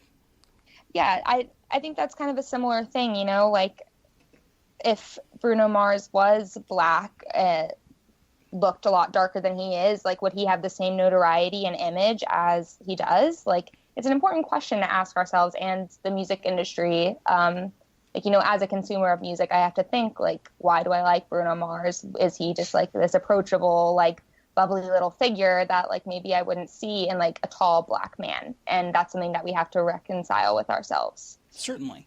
And that's something I think that as a culture we are kind of contending with. And for me, one of the earliest episodes that we did on this show, and a subject of the short film that I made kind of about Elvis, called Never Been to Graceland, was the fact that there was this artist named Roy Hamilton. And I'm not sure if you're familiar with who Roy Hamilton was. I'm not. Okay, Roy Hamilton was singularly one of the biggest influences on Elvis Presley as a musician, as an artist. He was of African American descent, but the music he was doing was basically pop music. He did standards. He did You'll Never Walk Alone. He did Hurt. He did The Impossible Dream. He did a lot of those songs that are in the pop culture kind of field at large, associated with white performers, but Elvis is known and is provably he was influenced by Roy Hamilton and met Roy Hamilton in 1969 in Memphis at a recording session. In fact, there's a little bit of footage in The Searcher where you see Roy and Elvis standing next to each other talking, and there's a whole story that we go into in our episode about how Elvis was so nervous about meeting Roy and that he was so fanboying over Roy Hamilton that he ended up giving Roy Hamilton one of the songs that he was supposed to record because he felt that Roy could do it better than he could. You see, this is the kind of thing that I wish was included in The Searcher. I think that it maybe would have changed kind of the way that I watched it. And, I think just going back to my review, I think a lot of my problem was that there was this lack of analysis and lack of, like, contextualization. And I think that, hearing Elvis was influenced by Black music artists, and then seeing him interact or hearing about these conversations would have been, a good contextual thing. Like, okay, maybe this was wrong. Maybe this was something that we have to think about and deal with, but he also wasn't necessarily a bad person. He wasn't he didn't have malintent. Right. So. And for me, I think this is where not necessarily me, but I think a lot of the people who commented on your review took issue with kind of some of the comments you were making and kind of the analysis you came back with, because you had talked about that there hadn't been and there hasn't been a documentary that's focused on kind of an intersectionality or an intersectional kind of analysis of Elvis's career. And I generally kind of agree with that from the sense that there hasn't been one from the perspective like we're doing now as young people, with a perspective from the 21st century, looking back on it and able to put it into context with kind of the objective facts, as well as, not only about Elvis and his relationship with those artists, but also about the industry at the time. And to be fair to the searcher, they do touch on the fact that the recording industry was putting black artists on kind of labels that they felt were kind of minor labels. They weren't pushing them to the mainstream. They were marketed strictly towards black audiences. They weren't marketed towards white people. And that's the thing about Roy Hamilton, though, is that he was much like Sam Cooke after him. He was kind of a predecessor in that soul pop kind of style that Sam Cooke later was. And Clyde McPhatter as well. And so I certainly agree that that there hasn't necessarily been one that is as easily digestible for the average person, because to find a lot of this stuff, you do have to dig. And stories like that, and even these quotes that I have pulled tonight, are from a number of different sources, articles done throughout the years about Elvis's relationship to and with African Americans and with the heritage of that music. There's really no kind of one-stop shop to have that. Exactly. Yeah. And so I'm not. I don't think any of the three of us are under any delusions that we're going to solve the question of Elvis and culture. I thought this was a quick fix. But it's good to have these conversations, because these are the type of conversations that I think are problematic with the world right now. People are always wanting to see things as so, the pun not intended, but black and white, a very us versus them. And I think what happens is that we get so lost behind the computer screen and seeing everyone else as a them that we don't sit down and think of people as individuals. We don't think about the impacts of a person's life and where they came from. And that's why I wanted to bring you on, because when I read your review, I immediately went, she's got a Twitter. I'm going to hop on her Twitter feed and see what person wrote this. Like, who is she? Where did she come from? What? And that's where I saw that excerpt from kind of your journal or diary or whatever, where you talked about going to Graceland. And I'm like, there's a story here that wasn't present in your review, but it informed it. It informed the way that you wrote that. Yeah, I definitely had to think about whether or not I wanted to include, my history as an Elvis fan into my article. And, looking back, I'm like, dang, if I had included like 2 paragraphs, none of those comments would have happened, and it would have saved me a lot of trouble. But, in a way, I'm kind of glad I did it, because it allowed me to attempt to look at the movie from like an objective, just a random person in my age group kind of perspective. But another thing, about the comments, I think, and similar to how you like clicked on my Twitter to see who I was as a person, a lot of people were telling me, go back to your day job, you should get a different profession. And I'm like, I'm a college student, like reviewing this random documentary. So how did you feel about those comments? Because Justin, when he read them, he messaged me right away. He was very angry at some of those comments, because he doesn't like when people bash others for no reason. Like, people are really defensive about Elvis. We both noticed that a lot. But yeah, what were some of your feelings when you read some of that? Because some of that stuff was harsh. Yeah, I mean, for the most part, I laughed at it with my friends. You know, those people seem to be a lot older than me and you, and probably had a different connection with Elvis than I did. So for the most part, they were kind of funny because they were pretty, you know, dramatic and intense, but very over the top. Right. But in that same vein, I knew that there was like some true feelings behind them, and that kind of, you know, was troubling. I was like, did these people really miss my point so much? Am I so bad at writing that they couldn't get, you know, my my thoughts? They couldn't understand that I was trying to look at this from like different perspectives, which is why I really appreciated when Justin reached out to me and told me that like he agreed with some of what I said, and you know, of course there were some differences, but that it was a good review. That like really made me feel a lot better. But for the most part, I mean, my feelings weren't really hurt by them. It was mostly just like a funny thing for me and my like coworkers of the Diamondback. But yeah, it was a little hard to deal with. Not gonna lie. Yeah. No, your past articles, do you get this much kind of vitriol? Oh, absolutely Or not. no? I Yeah. was so shocked that there were so many comments on it. I was so confused about where they're coming from. That's another reason I was really glad Justin reached out to me, because it solved that confusion. I learned that it got posted in that fan group. So, but yeah, no, we do not get, well, I mean, some of the more newsy articles will get that many comments and that kind of, you know, like hate and vitriol, but not diversions articles, not articles about art and culture and movie reviews. That was just so unheard of for me.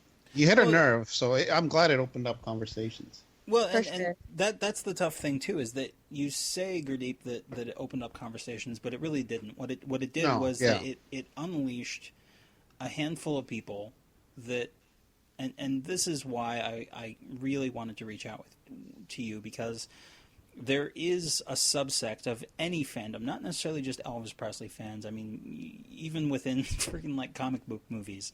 I mean, you get the internet that.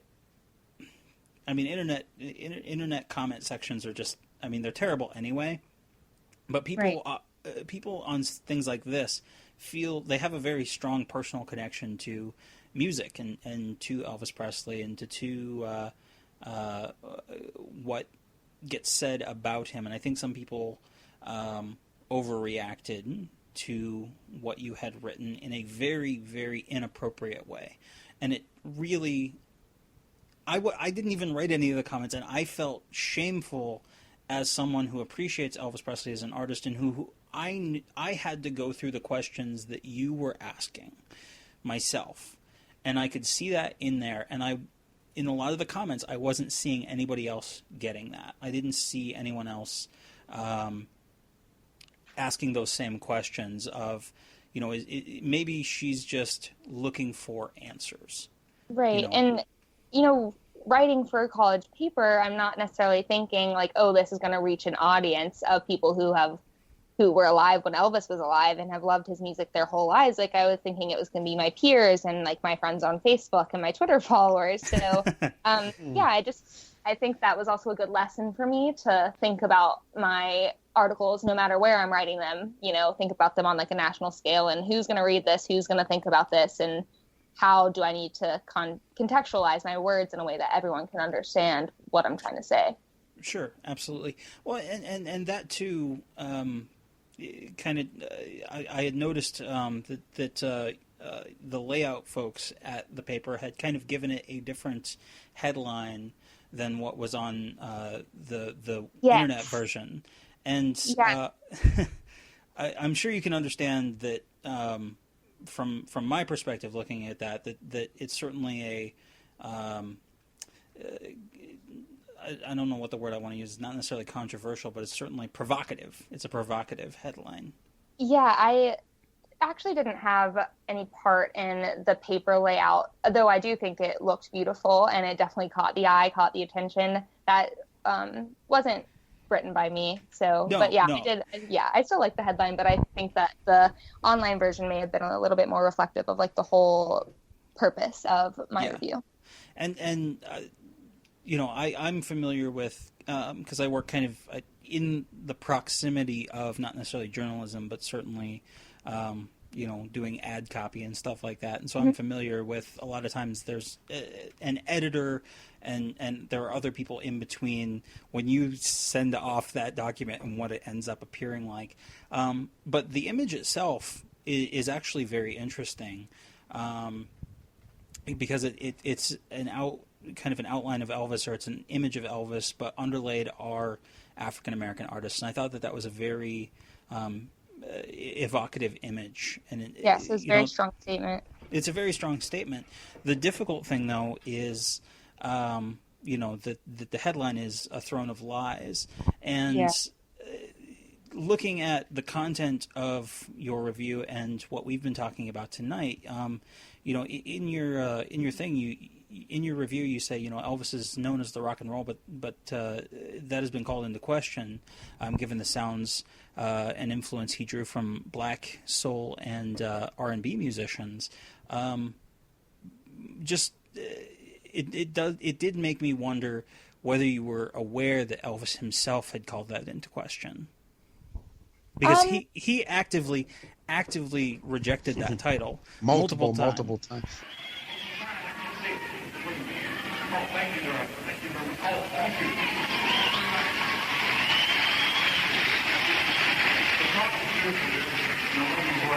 I have to comment on that and just think I can't accept this kingship thing because to me, the little one is Christ.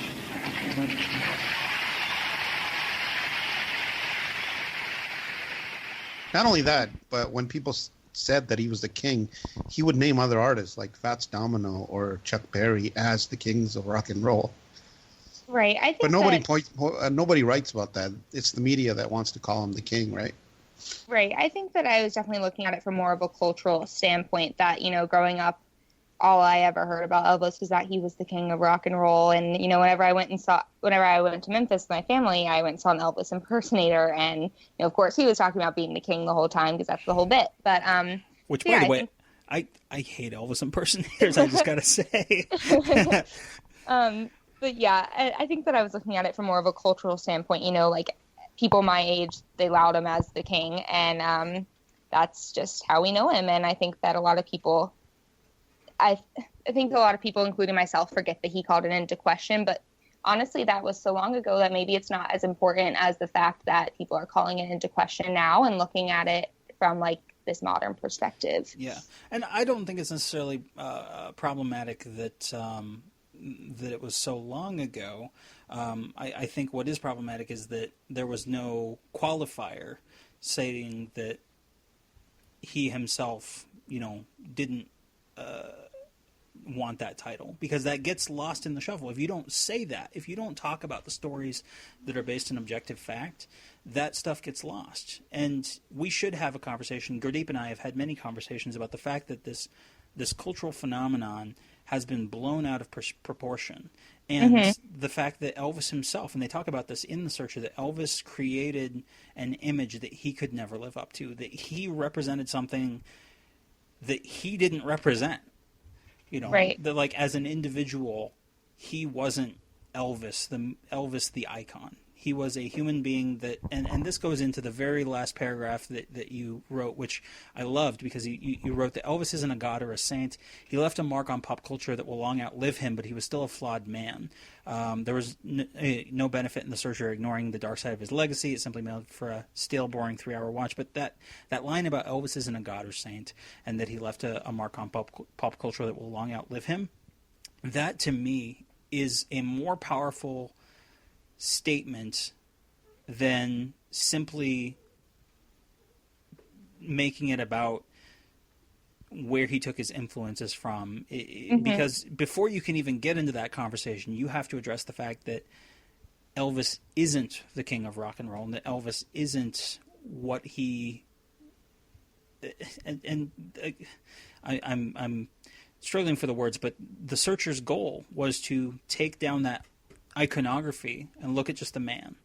And I think, ironically, even though you wrote a negative review of it, it seems like you kind of reached the same conclusion, even though you didn't necessarily take that away from the film itself, because it seemed like that was the conclusion that I drew from the film, is that they were very much trying to pull that back and for a new generation say, let's pull back the cartoon first and look at who he was, where he came from, this kind of very surface level, and then, maybe it's the next filmmaker, that can have, maybe it's, us sitting here doing this podcast, we're the ones who get to have these conversations about, okay, here's this baseline of who he was and where he took his influence from. Now let's dig deeper into the nitty gritty of that, the hard questions.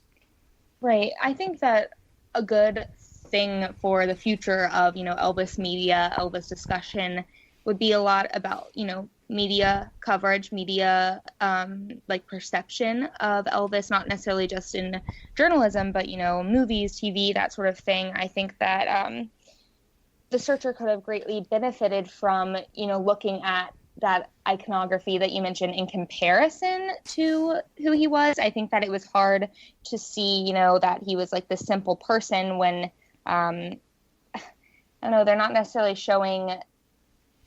I'm having trouble coming up with the words here for it as well. Thank God you can edit this. We're not editing anything.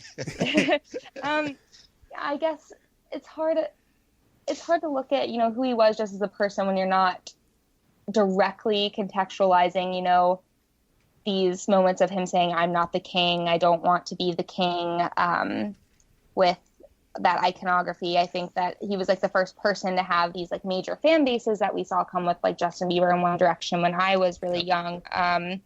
That wasn't really taken into a lot of account with the movie and how that impacted him as a person and how that, changed the scope of music media forever. Yeah, absolutely. Absolutely. I agree with you 100%. And to be fair, on the flip side of that is there's been so much, and this is one thing that we've tried to do with our podcast, because yes, it's about Elvis, and yes, it's about his career and his music, but I mean, again, we had an entire episode dedicated to Roy Hamilton. I think in the future we plan on doing, in the past, like our Song of the Week section, we've highlighted like artists like Lloyd Price, who did Lottie Miss Claudia, and Chuck Berry, with Too Much Monkey Business, and I think in the future I want to touch on more of those artists of African American descent without.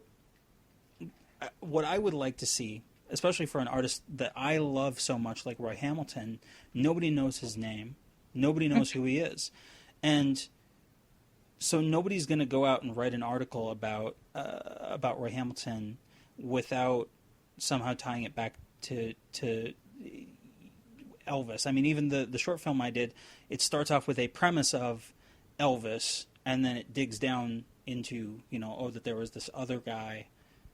And one of my characters actually makes a point. He says, it's sad that Roy Hamilton is a footnote in someone else's life story.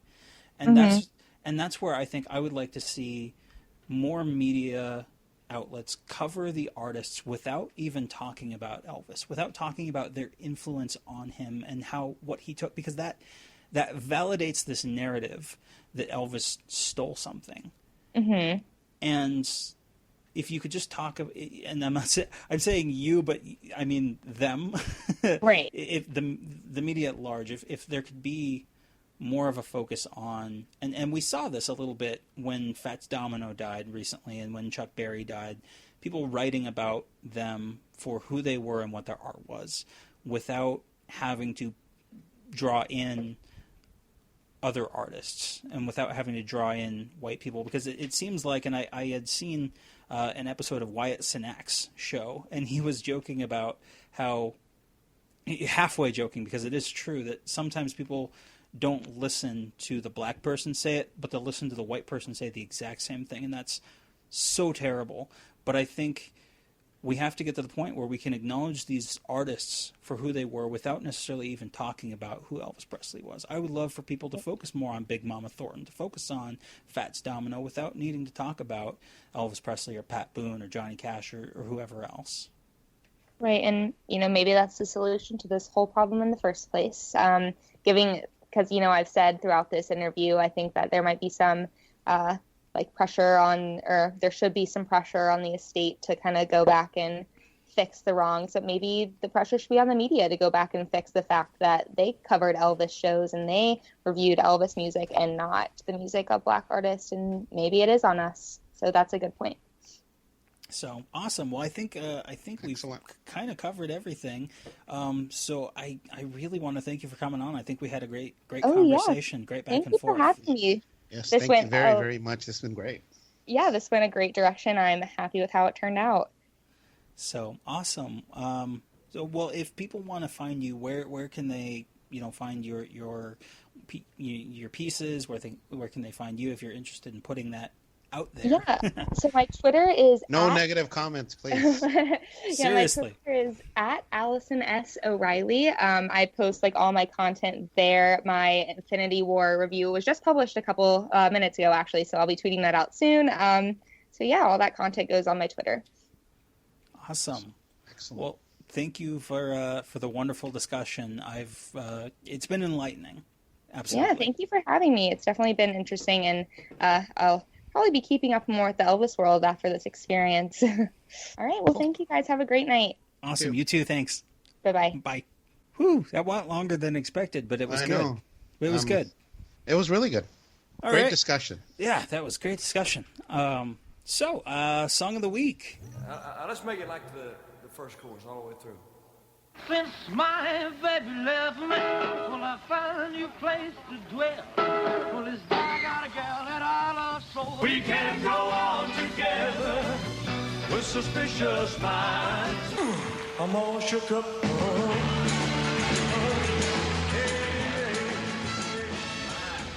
that's different. That's a pop song now, Nelly Bye. Who went first last week? Was it you? I think I did. So I'll okay. be you go. This week, going back to what we had talked about last week, we had talked about how, and obviously rewatching it, we noticed that Red West wasn't talked about in regards to Separate Ways. Yeah. The fact that he wrote it.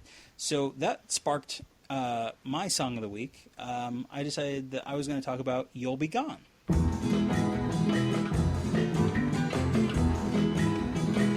Sweetheart, we're alone, and you are mine. Let's make this night a night to remember. Don't make our love a cold, dying ember, for with the dawn, you'll be gone. Oh. Nice. Which is one of the only songs that Elvis had a hand in songwriting. Was recorded Sunday, March 18th, 1962 at RCA Studio B in Nashville. But it was held on to until 1965 when it was released as the B-side to Do the Clam. Awesome song. You know what? We're just going to leave Do the Clam for another day. I'm just kidding on that one. Do the Clam is horrible. I'm sorry. But ironically, it reached number 20. Do the Clam reached number 21 on the Billboard charts. You'll Be Gone only got to number 121. Yeah. However, in Canada, You'll Be Gone actually reached number 16 on the charts. Oh, yeah. So we love it. Interesting fact. It was a top 20 hit. So originally, Elvis had wanted to take Cole Porter's song, Begin the Begin, and put new lyrics to it. And so we went to his friends, Charlie Hodge and Red West, and they collectively went to the publishers for Cole Porter's music. And apparently Cole Porter came back and said, nah, you can't do it. This is my song. And so they were like, okay, well, I guess we're going to write our own song. Yeah. Have you heard Begin the Begin? No, I haven't. Okay. Well, how is it? It's actually a pretty good song. I had found the Frank Sinatra version, which actually has lyrics. And that one in particular was very interesting because when you listen to the Sinatra version, there's actually parts of it that are very eerily reminiscent of You'll Be Gone, or I guess vice versa. And there we are, swearing to love forever, and promising never, never to part. I could never share this feeling with another. Oh, please say that you feel the same, there'll be no other. Oh, with the dawn, you'll be gone. You can almost fit in the words, and I would love to hear an adaptation of You'll Be Gone that uses the Begin. I don't know if anybody's ever done that before. I couldn't find anything in my research. I think it'd be interesting, but it's one of the handful of songs that Elvis actually had a hand in writing. I think that was extremely I interesting. think the other one was That's Someone You Never Forget. That's Someone was You Never another Forget. one that he came up with the title. Yes, and You'll Be Gone has this very Spanish, Latin kind of two-chord. Yeah, it seems like you can throw it in Fun in Acapulco. It'll fit right in. Yeah, absolutely. But there's an interesting story that goes along with it, and I'm sure you're familiar with this, but here's what it was in the liner notes of Elvis by the Presleys. Ernst Jorgensen wrote, when Priscilla came to visit Elvis in the spring of 1962, Elvis proudly played her the new recordings he had just made in Nashville. Oh, this is it? This is it. One of these was You'll Be Gone, a song that he had written himself with his good friends Red West and Charlie Hodge. To his deep frustration, Priscilla remarked she liked his rock and roll recordings better. Elvis had a fit, Priscilla was devastated, and Elvis never tried to write a song again.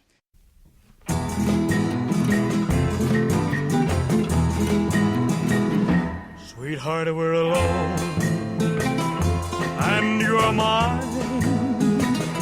Let's make this night a night to remember. Cut. What happened? Slight problem here. Mexico is 0691, take 4. That's where I fell in love. Okay, here we go. Now, we talked about this a few weeks ago. I don't know how it came up. Maybe it was, I don't know, it was something. Maybe when we were talking about biofilms. But we were wondering, when she said that, what song it was, and we were both like scratching our heads wondering if we'll ever know what song that was. It was You'll Be Gone. There it is. And it was it was You'll Be Gone and within the other recordings at that session. So here's the thing about that, and this is why I think it's nice to draw that Ernst Jorgensen drew that conclusion, why Elvis, never wrote another song again, because that song was, again, recorded in 1962 and wasn't released for 3 years. Oh, wow. And they talk about in Ernst Jorgensen's book, in Elvis, A Life in Music, that Elvis wasn't as confident about the song for some reason in between when he recorded it and when it was released. He just decided that, maybe it's not good enough. And I think what had happened was that Priscilla's reaction to it made him self-conscious about the fact that he had written the song that he was very proud of, and she didn't like it. Yeah. And I guess, what are your thoughts on? I like the song. It has a nice. I like the music. See, I'm a fan of the stuff that's in Fun in Acapulco, and as I said, this really fits in with that. And I love the song. Whenever it comes up, I never forward it. I listen to it whenever I can. I mean, it's a great selection. But what about you? How is this one rates compared to the other one? It's up there, but I do wonder if I like it more because I know the story behind it and that Elvis wrote it. Oh, but I really do like it. It's very, very much in the vein not only of necessarily Fun in Acapulco, but some of the stuff that he had already been doing, like It's Now or Never or Surrender, where it's kind of that semi-operatic, very melodramatic arrangement. And I think it's a shame because I think Elvis, if he had the self-confidence to do it, and they talked a little bit about that in The Searcher, about the fact that he wasn't interested in songwriting, but they didn't mention that he had taken a shot at trying it.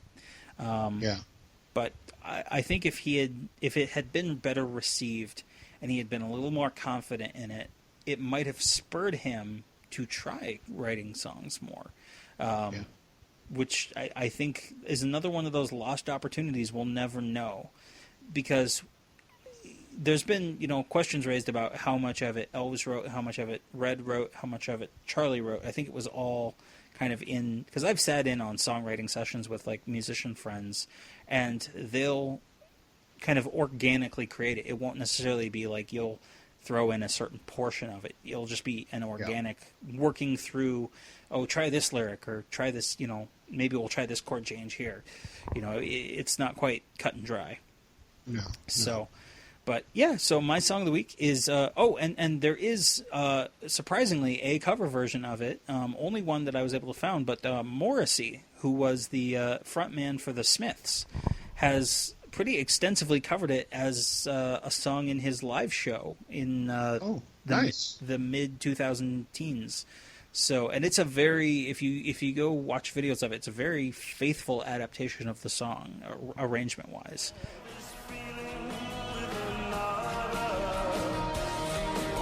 Say that you'll stay in my arms and stay here forever.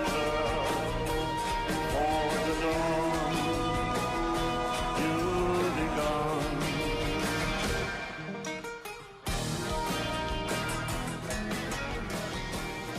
So I gotta check that out. Yeah, absolutely. So that was my song of the week. Excellent pick.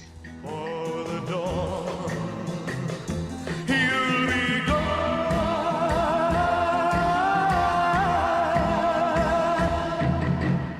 What was your song of the week?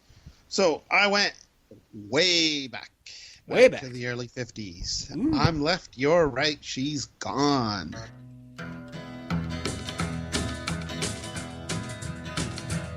We're right, I'm left, she's gone. You're right, I'm left all alone. Well, you tried to tell me so, but how was I to know? Like he was not the one for me. Ooh, nice Long pick. gone. Yes, so I think a lot of people are probably familiar with this who love his Sun stuff. So it was written by Bill Taylor and Stan Kessler. They were part of a group called the Sneerly Ranch Boys, who recorded for Sun Records. The Sneerly Ranch Boys were a revolving group of country singers formed the Memphis sound as like early rockabilly. Okay. Some of the members over the years, besides Taylor and Kessler, were Bill Black, Jerry Lee Lewis, Reggie Young, Ace Cannon, Barbara Pittman. Some of their early hits were Split Personality, Lonely Sweetheart. I listened to these. They have that early rockabilly sound, so it's kind of nice. So Kessler became a Sun recording engineer and a session musician. You can hear him on a lot of the Sun, Jerry Lee Lewis stuff, and Roy Orbison as well. And then along with Taylor, wrote many songs, including, I Forgot to Remember to Forget, Playing for Keeps, Thrill of Your Love, which a song I really, really like. If I'm a Fool, and then also for Sam the Sham and the Pharaohs, they wrote Wooly Bully and Little Red Riding Hood. I did not know that. I know. I mean, I'm a wealth of information. So it was recorded March 5th of 1955, produced by Sam Phillips, obviously. Guitar, Scotty Moore. Guitar, Elvis. Bill Black, the bass. And drums, we got Jimmy Lott. Now, initially, you can listen to takes 1 through 7. The band tried to record it as a slow blues number.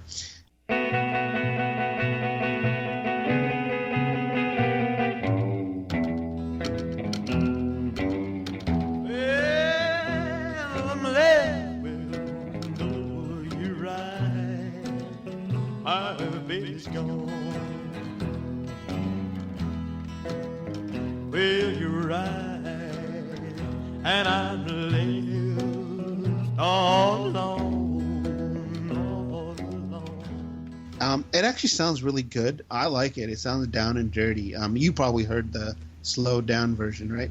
Yeah, I've got originally where I heard it was it was a 2 LP set that was like the Elvis Sun sessions or something like that, or the complete Sun sessions, and it had the slow version on it. The slow version I don't like as much as the upbeat version, because I just don't think Elvis's voice was mature enough to do that way at that time. But it's certainly an interesting recording to listen to. Yeah, there's not much difference in the takes 1 to 7. No, but I kind of like the bluesy feel. But obviously, yeah, I prefer the one that was actually released. So actually, Scotty for these takes copied the guitar lick from Adele Moore Brothers song called "Blue Stay Away From Me." If you listen to it, you can totally tell that was a big influence. Because it's like a direct copy of that song.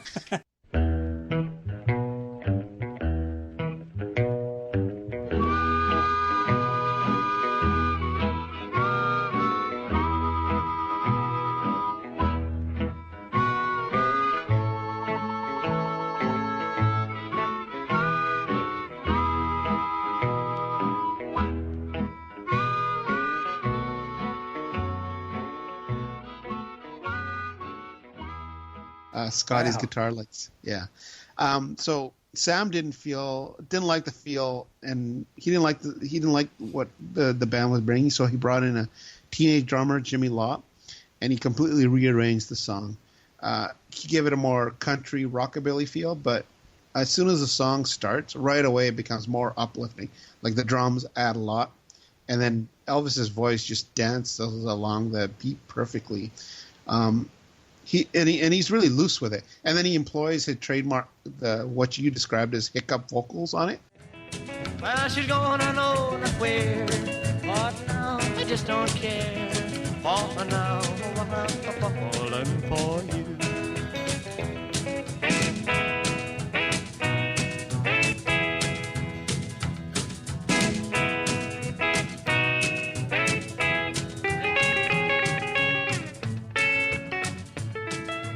Yes.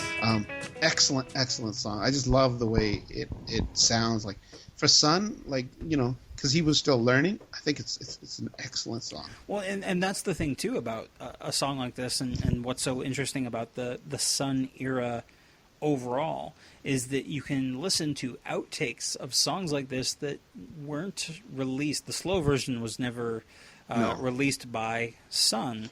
When he was there, and so you can hear this evolution of them trying to discover and capture that magic in each song that they had found in That's All Right Mama, because every song after that was a matter of trying, because you can hear it with the outtake of Blue Moon of Kentucky, you can hear it here, you can just hear them trying to try things from different approaches and try to find what is that. Again, they didn't have the word for it at the time, you know, even though it was kind of a thing, that rock and roll sensibility, or they were trying to find a way to bring the beat into a country song. The beat. So the song is a mix of humor and heartbreak, because it tells the whole story with the title.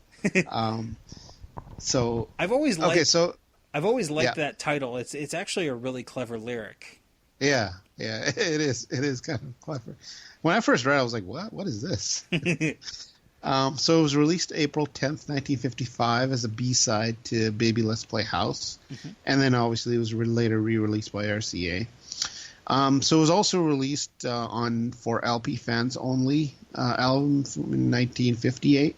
Yep. And then also on the Sun Sessions LP in 1976. The slow version was finally released on the Golden Celebration, which we talked about earlier. Yeah, and that's the one, the Complete Sun Sessions. That's the one that in fact, I still have my LP, because it was a 2 LP set, and that was where I had first heard all those outtakes and everything. So, yeah.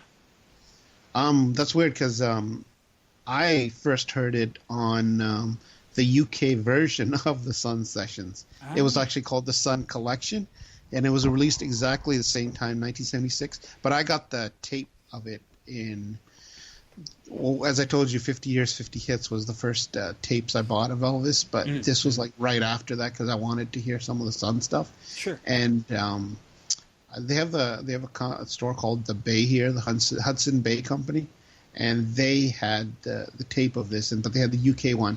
And if you look at the UK, the cover of the UK one, it is like 100 times better than the US one, because it has this like a much better image of a young Elvis with this orange reddish kind of sport coat with a white, like bright white tie, and singing in front of a crowd of girls. In the background is like big letters Elvis, like steps leading up to these big letters of Elvis, and the background's all yellow for Sun Records. And excellent cover. Yeah, and then there's the other version, which is this weird. He looks. Oh, he doesn't even look like a young Elvis. I don't know. It looks like Elvis, like circa 1969, with the face and like the sideburns, but then the body is like the legs just look extra long and weird, and those stars, I don't understand those either. No, and also have you seen the UK? Have you seen the UK cover? Yes, I have. Yeah.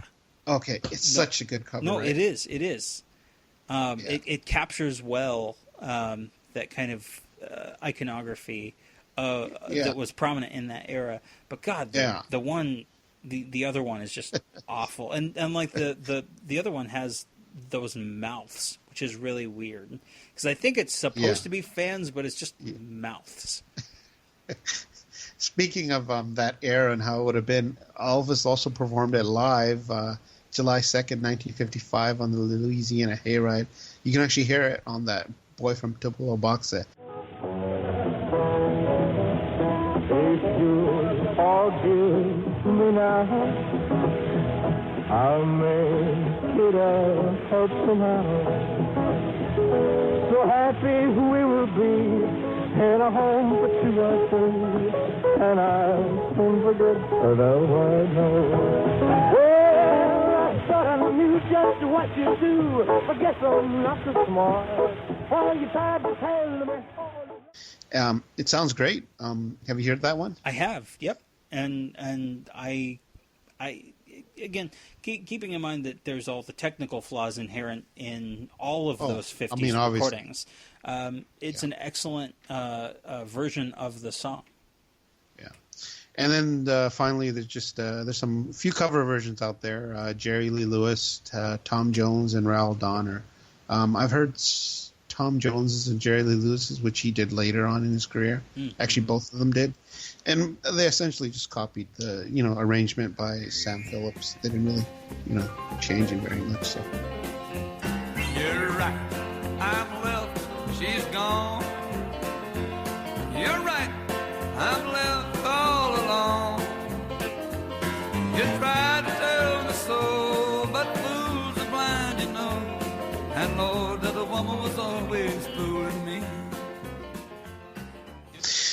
That was my song of the week. Awesome. Wonderful pick. I was, a lot of that Sun stuff, I know the Elvis version very intimately, and then with a handful of songs, like the very well-known ones, Harbor Lights, That's All Right, Blue Moon of Kentucky, Baby Let's Play House, I know the originals, but some of those country tunes I don't really know as much about. And it's nice. Yeah, I guess I need to do a little more research, because that one, another one that I'm not as familiar with is I'll Never Let You Go, Little Darling. And I think I haven't dug into that one because I just don't really much care for that song, but it might be worth digging into. Really? Oh, I love it. I love how he picks it up at the end, how he starts, it's all slow, and then all of a sudden, then he just goes, well, and then he just gets into it. Well, it's very much kind of what they do in Milk Cow Blues Boogie as well. Yes, for sure. So, and then also, I Don't Care If the Sun Don't Shine. Love that song as well. But I like this one even more. So. Awesome. Well, great pick. Thank you. Well, she's gone, I know not where, but now I just don't care. Oh, now I've fallen for you. Man, we have had a heck of a night. Oh, with it's been a marathon. Interesting discussion topics, but I think we covered a lot of ground. So I want to thank you for another wonderful, fun, thank you, interesting episode. So, and thank you again to Allison for coming on. Oh yeah, it was great to have her on and get her perspective. So absolutely. So with all that said, if you want to find us, you can find us at tcbcast.libsyn.com, iTunes, Spotify. Make sure you give us a review on iTunes. It'd be great. If you like us. You can also find us at youtube.com/skaterbitevids. With that, I think it's a wrap. So It's actually is kind of warm here now. It's more warmer than I like it, but it's been warm here too. It's been in the mid 60s. It's been close to 70 a couple days here in South Dakota. So it's warming up. Nice. It's a warm time in South Dakota. Rainy night in Vancouver. I wish. All right. Good night. You've been listening to the TCBcast, an unofficial Elvis fan podcast. Justin Gosman and Gurdip Ladar have left the building. Someone must have stomped on his head with those blue suede shoes. Thank you and good night.